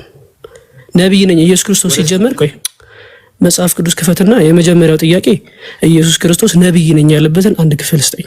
የመጀመሪያው። ሁለተኛ ቆይ ከስመት ያሉ አንተን ረጋ በል። ቆይ አንድ ማስረጃ ስጠን እኮ ነው ያለው። ማስረጃ ስጠኝ። እሺ ስጠኝ። ይሄው ሙት አደርግልሃለሁ። ስጠኝ። ቆይ ቤት እንዳታደርግ ቀስ በል እንጂ ምን ነው ወንድ ልጅ አይደለ እንዴ? እሷ በለጠች እኮ። እሷ ረጋ ብላ ወራች። ወንድ ልጅ ነው። አንተ ረጋ በል ትንሽ። ምን አለ ቀደም ሲገባ ጊዜ ልጁ ከመጀመሪያው ከገባህ እንድናነሳ ዘንድ ነው፣ እንድንረዳ እንድንግባባ። ገብተዋል። ጳውሎስ ነብይ አይደለም ማለት ገብታችኋል አይደል? ስለዚህ ጳውሎስ ነብይ አይደለም፣ ነብይ ነው ተብሎ የተገለጸበትን አንድ ጥቅስ ስጠኝ አለ። እሺ ከክርስቶስ በኋላ ይሄንን አሳያለሁ። ከክርስቶስ በኋላ የሚመጣ ነብይ ነው ተብሎ የተገለጸ ካለ ሐሰተኛ ነብይ ነው ማለት ነው አይደል? በዚህ ተስማምተናል። ክርስቶስ ከዚህ በኋላ አንኛ ቆይ ስማኛ ይኸውልህ እንደዚህ ነህ እያልክ ለማስፈራራት አትሞክር። የመጀመሪያው ጳውሎስ ነብይ የሆነበትን ቆይ እኔ ላውራ፣ ደግሞ እድስተኛ እኔ ላውራ። አንደኛ እየሰማኝ ነው።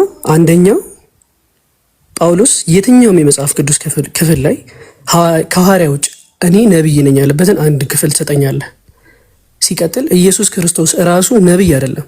ሁለቱንም ስጠኝ ብያለሁ። ሲጀመር ኢየሱስ ክርስቶስን እኛ ነብይ ነው ብለን ራሱ አናምንም። ኢየሱስ ክርስቶስ ነብይ ራሱ አይደለም አምላክ ነው። ኦኬ ነብይ ነኝ ያለበት አንድ ክፍል ራሱ አትሰጠኝም። ረጋ በል እሺ። ስለዚህ መጽሐፍ ቅዱስ ላይ ጳውሎስ ነብይ እንደሆነ ካመጣሁኝ ሐሰተኛ ነብይ ነው ማለት ነው አይደል? ግለጠው ነው ጳውሎስ። ግባ አሳየኝ። እስማማለሁ። አሳየኝ፣ ግባ አሳየኝ። እና አንብበው እዚህ ጋር ያው እና ከቁጥር 1 ጀምረህ አንብበው። ድምፅህን ከፍ አድርገው። በአንጾኪያ ባለች ቤተክርስቲያን ቆይ ተረጋጋ፣ እያነበብኩልህ እኮ ነው። በአንጾኪያም ባለች ቤተክርስቲያን ነቢያትና መምህራን ነበሩ። እነርሱም በርናባስ፣ ኔጌር የተባለው ስምዖንም፣ የቀሬና ሉኪዮስም፣ የአራተኛው ክፍል ገዥ ሄሮድስም፣ ባለሟል ምናሄ፣ ሳውልም ነበሩ። እነዚህ ጌታን ሲያመልኩና ቀስበል ሳውል ማን ነው? አራት ነጥብ አደረገልህ። ሳውል ማን ነው? መምህራን ቆይ አትቀላቅል እንጂ ክርስቲያን ጋር ነው። ሳውል ማን ነው? አትቀላቅል። መምህራንና ነቢያት ነው የሚለው። ነቢያትና መምህር ነው። አትቅጠፍ። ነቢያትና ነቢያት ቆይ አታዳምጥም እንዴ? ምን ነው ተንቀለቀልኩ። በአንጾኪያም ባለችው ቤተክርስቲያን ነቢያትና መምህራን ነበሩ አለ። ማናቸው እነዚህ ነቢያትና መምህራን? እነርሱም ብሎ ያውና ሳውልን ጠቀሰው መጨረሻ ላይ። ያው ሳውል ማን ነው? ጳውሎስ ነው አይደለም? ሳውልን ነብይ ብሎ አልጠቀሰው፣ መምህራን ብሎ ነው የጠቀሰው። ያው ነብይ ነኝ ያለበት ማን ነው? እንደየቀጠፍክ እንደሆነ እኮ ታውቀዋለህ፣ እየተበረደርክ እንደሆነ እኮ ታውቀዋለህ። እንደተያዝክ ስላወክ ነው እንደዚህ ያለው። መምህራን ብሎ ጳውሎስ ብለህ ነበር ያልከው። ጳውሎስ ስሙ ተቀይሯል ወይስ አልተቀየረም? የሐዋርያት ሥራ ምዕራፍ 13 ላይ የጳውሎስ ስም ተቀይሯል ወይስ አልተቀየረም? አታዳምጥም አንዴ አዳምጥህ እኮ የማይመስል ነገር ስታወራ ስንት ሁሉ ሰማን። ማስረጃ ሰጠኝ። መምህራን የተባሉት እነማን ናቸው? እዚህ ጋር መምህራን የተባሉት እነማን ናቸው? ቶሎ መልስ። እሺ ረጋ በል። ይኸውልህ መምህራን የተባሉት እነማን ናቸው? አታዳምጥም? ጠየቅ አይደለ? አዳምጥ፣ ረጋ በል። ወንድ ልጅ ነህ። እሺ ወንድ ልጅ ነህ። ወንድ ልጅ መሆኔን አንተ ማረጋገጥ አይጠበቅብህም። ሌላ ፖለቲካ መልሱ ላይ ሂድ፣ ፎከስ አድርግና ቀጥል። በአንጾኪያ ባለችው ቤተክርስቲያን ምኖች ነበሩ ይላል? ነቢያትና መምህራን ነበሩ አለ። ማናቸው እነዚህ ነቢያትና መምህራን? ንገረን። ሲጀመር እዚህ ውስጥ ከገለጽከው ሰዎች አንድ ነብይ የሚል እና ያውና ነብያት እያለ ነብይ የለም ብሎ ካደ ኖ ካዲያ ምናምን ብለህ ፖለቲካ ትስራ ያልከው ገብተዋል። በደንብ ገብተዋል። በአንጾኪያ ባለችው ጣልቃ አትግባ። ጣልቃ አትግባ። ነብያት ያለው እኔ የምጠይቀው ምንድነው? ተረጋጋ እንጂ ነቢያት ያለው ተረጋጋ። ላውራ እንዴ? ላውራበት ናናት የምጠይቀህን መልስ። ምንም ማድረግ አይቻልም። ወላሂ ማለት ቃል በቃል አሳያው እዚህ ቦታ ላይ ቀጥዬ ላንብብ ይችላል። ውሸትህን ላጋለጥ ስለገባው ሚውት እንዳታረገኝ። ውሸታም እንደሆንክ ስለማውቅ በስነ ስርዓት ታወራለህ። ላውራ እኮ ላውራ። ሚውት አታርገኝ። ሚውት እንዳታረገኝ። ላውራ አብሽር፣ አውራሽ እንዳታወራ፣ ጣልቃ እንዳትገባ። በአንጾኪያም ባለች ቤተክርስቲያን ነቢያትና መምህራን ነበሩ። እነርሱም በርናባስ፣ ጌኔር የተባለው ስምዖንም፣ የቀሬናው ሉኪዮስም፣ የአራተኛው ክፍል ገዢ የሄሮድስ ምናሄ፣ ሳውልም ነበሩ ይላል። ሳውልም ነበሩ። እሺ ከዚህ ውስጥ መምህራን የተባሉት እነማን ናቸው? አሁን የምጠይቀህ እኔ ነኝ፣ መጽሐፉ ያለ ስለሆነ መምህራን የተባሉት እነማን ናቸው? አንተ ራስህ አንብበህ አትጠይቅም። ቆይ አዳምጠህ። በአንጾኪያ ባለችው ቤተክርስቲያን ነቢያትና መምህራን ነበሩ ይላል። ምንና ምን ነበሩ?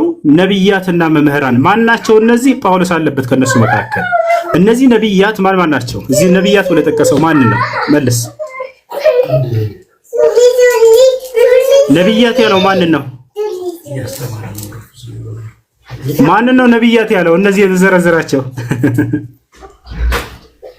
አሎ ይቅርታ መልስ። እዚህ ጋር መምህራን የተባሉት መምህራን ከተባሉት ውስጥ እነማን ናቸው መምህራን የነበሩት? አንተ መጽሐፉ የኔ ነው አብራራለሁ ስትለን ነበር። ያዙ ይልቀቁኛል ካላብራራ። ስለዚህ እኔ እንዳብራራ ከሆነ የፈለከው ቆይ ተረጋጋ። እኔ እንዳብራራ ከሆነ የፈለከው በአንጾኪያ ባለች ቤተክርስቲያን ነቢያትና መምህራን ነበሩ። ቆይ ስለዚህ ነቢያትም ነበሩ መምህራንም ነበሩ ማለት ነው። እሺ ማናቸው እነዚህ ነቢያት? ስለዚህ ከየትኛውም የጳውሎስ መልእክታት ውስጥ ሄደን ስንመለከት አንድም ቦታ ላይ ጳውሎስ እኔ ነብይ ነኝ ያለው አንድ ክፍል የለም። ቆይ ላስረዳ። ሚውት አድርግ። ጣልቃ እንዳትገባ ሚውት አድርግ። ለመጨረሻ ጊዜ መልስ እንድትመልስ እየጠየቅኩህ ነው። በስነ ስርዓት እኮ እንደመመልስ ስለምታውቅ ነው 10 ጣልቃ እየገባህ የምታቋርጠኝ። ስለዚህ ሚውት አድርግና አላወራበት። በቃ በእስልምና አፍረህ አስወርደኝ። በእስልምና አፍረህ ነው እየዋሸህ ነው። አትወርድ። ወንድ ልጅ ነህ አትወርድ። መልሳለሁ እየሱት አይደለ እሱ ቢናገር ነገር አልፈልግም እኮ ሊናገር ስላንተ እየገባህ እኮ ነው። በአንተ እሱ ሊያወራ እኮ አንዴ አስገባውና አውራ ማለት ተረዳ፣ እርስ በርስ ተግባቡ። እሱ ጋርም እውነት ሊሆን ይችላል፣ አንተ ጋርም እውነት ሊሆን ይችላል እኮ ሊያወራ ሲል አንተ እያዳመጥኩኝ ነበር።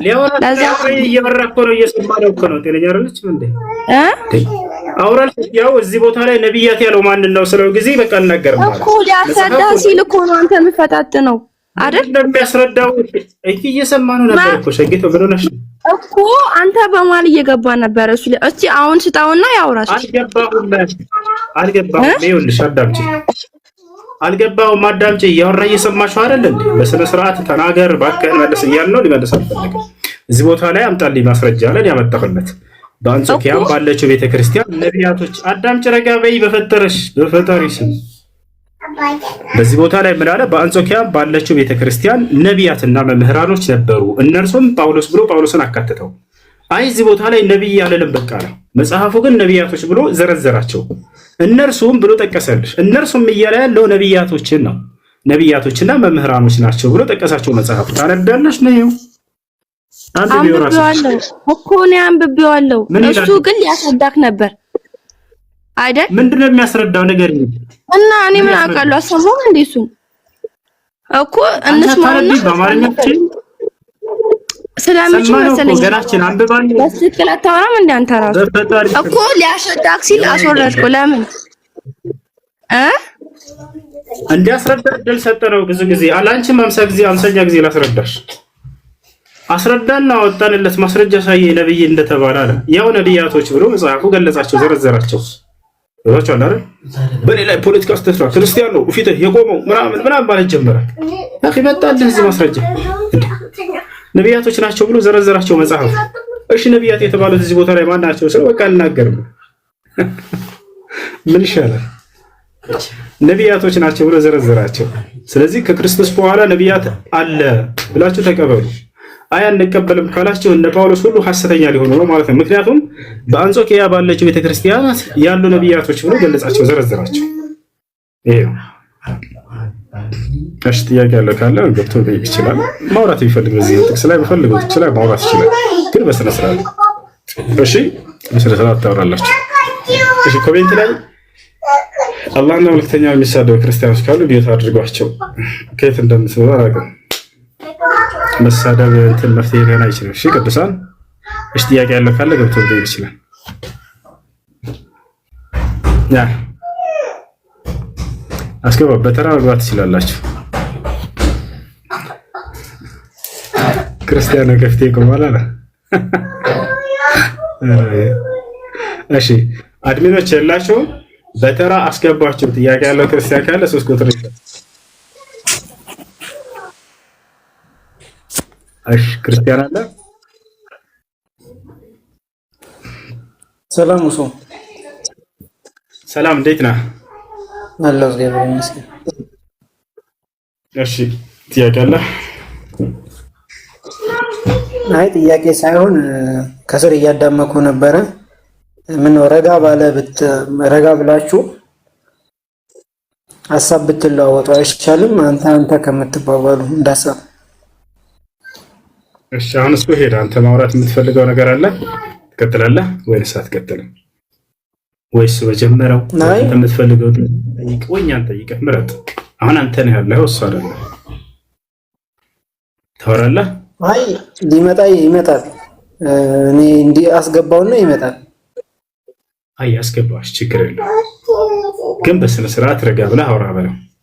ከፊት ያለው ክርስቲያን ነው እንትን ነው ፖለቲካ ትስራ ምናምን ጥቅስ አውጣልኝ ያለ ጥቅስ ይወጣለታል። በዚያ ላይ አስረዳ ቀስ ብለህ ነው የተባለው። በጣም አይደለ እኔ ካላስረዳሁኝ ያለ ጥቅስ በሰጠን ነብያት ናቸው የሚለውን አሳየኝ አለ። ነብያት እንደሆነ አመጣሁለት።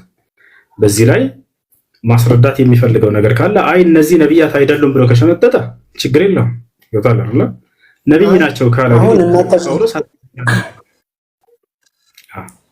እናንተ መሀል ያለው ነገር አለመደማመጥ ነው።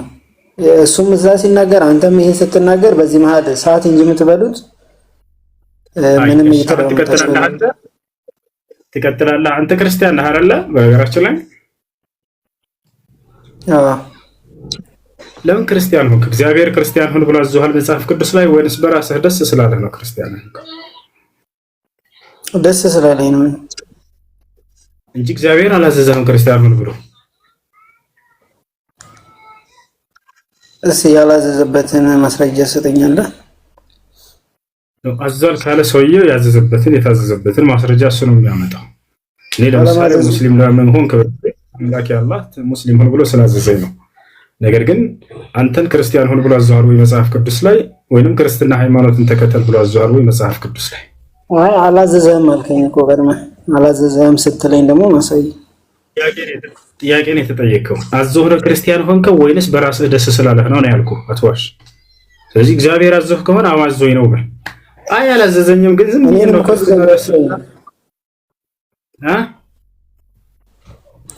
እኔ ራሱ እኮ ድጋሜ እየዋሸኝ ነው። አላዘዘህም አልከኝ። እስቲ ያላዘዘበትን ስልክ አትዋሽ ምናምን ለምን ትላለህ? ፈጣሪ እየሰማሁ ነው። ሁላቸውም በዚህ እኮ ጥያቄ ነው የተጠየቀው። ክርስቲያን ነህ ወይ አልኩህ። አዎ ክርስቲያን ነኝ አልክ። ለምን ክርስቲያን ሆንክ? እግዚአብሔር አዞህ ነው ክርስቲያን ሆንከው ወይንስ በራስህ ደስ ስላለህ ነው ክርስቲያን ሆንከው ተብለህ ጥያቄ ነው የተጠየቀው። አይ እኔ ደስ ስላለህ በራሴ ነው ስልህ ከዛ አንተ ምን እንግዲያውንስ እንደሱ ከሆነ እግዚአብሔር ሳያዝህ ነው ወይ ክርስቲያን ሆንከው አልኩህ። አሁን ቀጥል። ይኸውልህ ደስ ብሎኝ ነው ስልህ እሺ እግዚአብሔር ክርስቲያን ሁኑ ብሏል አላለም መጽሐፍ ቅዱስ ላይ?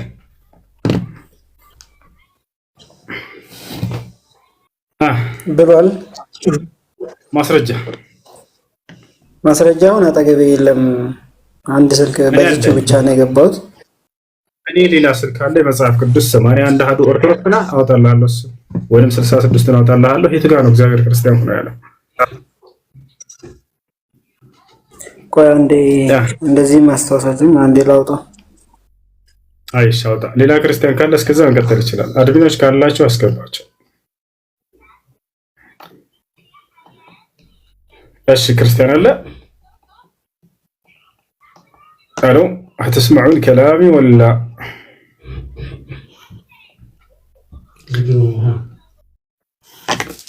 እሺ አድሚን የለም እዚህ ቤት አድሚን የለም። እግዚአብሔር ክርስትና ሃይማኖትን ተከተሉ ያለበት ቦታ ካለ ወይንም ክርስትና ሃይማኖት ትክክለኛው ሃይማኖት ነው ያለበት ቦታ ካለ ወላሂ እኔ ቲክቶክ ለቀቅ እወጣለሁ። በቃ ወረበል ካባ ሁለተኛ ቲክቶክ አይደለም ቲክቶክ ከየት ልወጣለሁ? በላሽ ከኢትዮጵያ ልወጣለሁ። አንድ ቦታ ላይ እግዚአብሔር ክርስትና ሃይማኖትን ተከተሉ ያለበት ቦታ የለም። አረ ከፈለ ከዚህ ዓለም ሙሉ እወጣለሁ። ችግር የለውም። ብቻ እንደ ማስረጃ ነው አምጣ። የቱ ጋር ነው እግዚአብሔር ትክክለኛው ሃይማኖት ክርስትና ሃይማኖት ነው ያለበት? በላው ወደ አንተ ማስረጃ ነው አምጣ። እወጣለሁ። ችግር የለውም። አምጣ። አሁን አሳየን ማስረጃ። አይሽ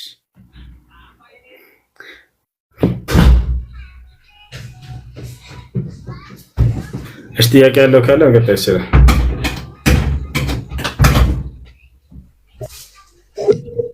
ሰላም አለይኩም ወራህመቱላሂ ወበረካቱ። ወአለይኩም ሰላም ወራህመቱላሂ ወበረካቱ። በእስልምና አለ ወይ? አዎ በደንብ አለ። አላህ ቃል በቃል ሙስሊሞች ሁኑ ብሎ አዘውናል። እንዲሁም እስልምና ትክክለኛ ቀጥተኛው ሃይማኖት እስልምና ሃይማኖት ብቻ ነው ብሎ አዘውናል፣ ነግሮናል። ታሳያችሁ ላውጣላችሁ አላህ ምን እንዳለ ተመልከቱ። ከኔ ከአላህ ዘንድ ኔት አድርጌ እህት አንድ ቀጥተኛ ሃይማኖት እስልምና ሃይማኖት ነው ብሎ የነገረብንን ቦታ ላሳያችሁ። ሙስሊሞች ሆናችሁ እንጂ እንዳትሞቱ ይለናል ቃል በቃል ራሱ። እዚህ ጋር 19 ላይ ተመልከቱ።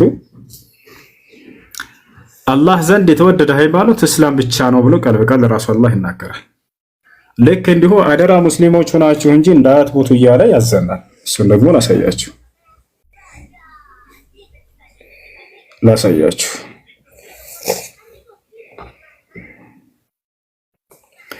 102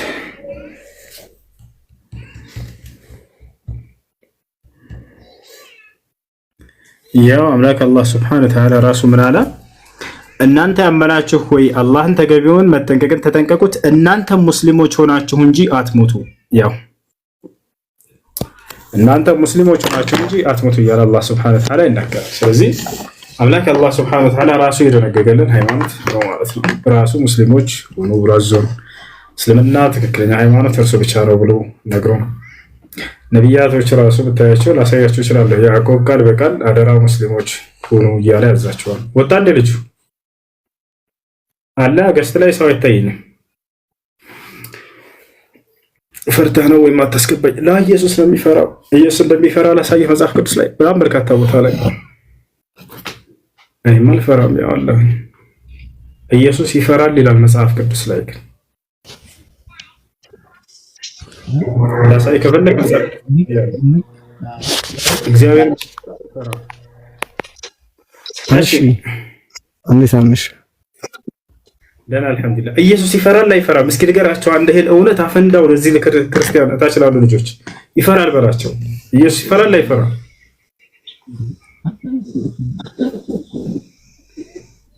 እኮ አንድ ጥቅስ ያስክለን ተከራከሩ አንተ ኢየሱስ ፈራ የሚለው የለም እንደምትከራከር ብቻ አይደለም። እሺ ሁለት አድርገዋለሁ ችግር የለም። አንድ ጥቅስ ይዘህ ትከራከራለህ። በቃ ሰምቻለሁ። ከአንድ ጥቅስ በላይ አሳያለሁ። ግን አንተ አንዴ ኢየሱስ ይፈራል ብለህ ንገራቸው አንዴ። የእውነትን የመመስከር ቀን ዛሬ ነው። በቃ ንገራቸው። በሰውነቱ ይፈራል። ማንን ነው የሚፈራው? አምላክ አይደል እንዴ? ሰው ስለሆነ ይፈራል። ማንን ነው የሚፈራው? አምላኩን ነው የሚፈራው እኮ በሰውነቱ እኮ አልኩ። በሰውነቱ በመለኮቱ አይደለም የሚፈራው እኮ። ማንን ነው የሚፈራው? ማንን? አምላኩን ነው ወይ? ነው አይደለም። እስኪ ፈራ የሚልበትን እንትን አንተ አሳይኝ፣ ጥቅስ ነው የፈራበትን ካለ ነገር ከዛ እግዚአብሔርን በጣም ይፈራዋል። አሳይኝ። አሳያለሁ። እግዚአብሔርን በጣም ይፈራው ነበር ኢየሱስ ክርስቶስ ነው። ላሳያችሁ ማስረጃ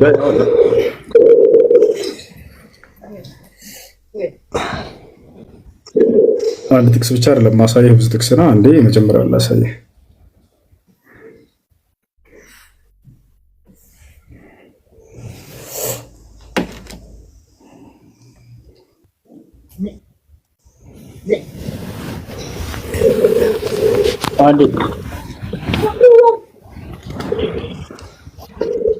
አንዴ ልጆች ሚውት አድርጉ።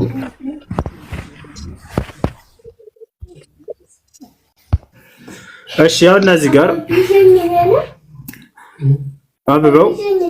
ከሰማይ መጥቶ የሚያበረታ መልአክ ታየው፣ በፍርሃትም ሲጣጣር አጽንቶ ይጸልይ ነበር። ወዙም በምድር ላይ እንደሚወርድ እንደ ደም ነጠብጣብ ነበረ ይላል። በፍርሃት ሲጣጣር አጽንቶ ይጸልይ ነበር።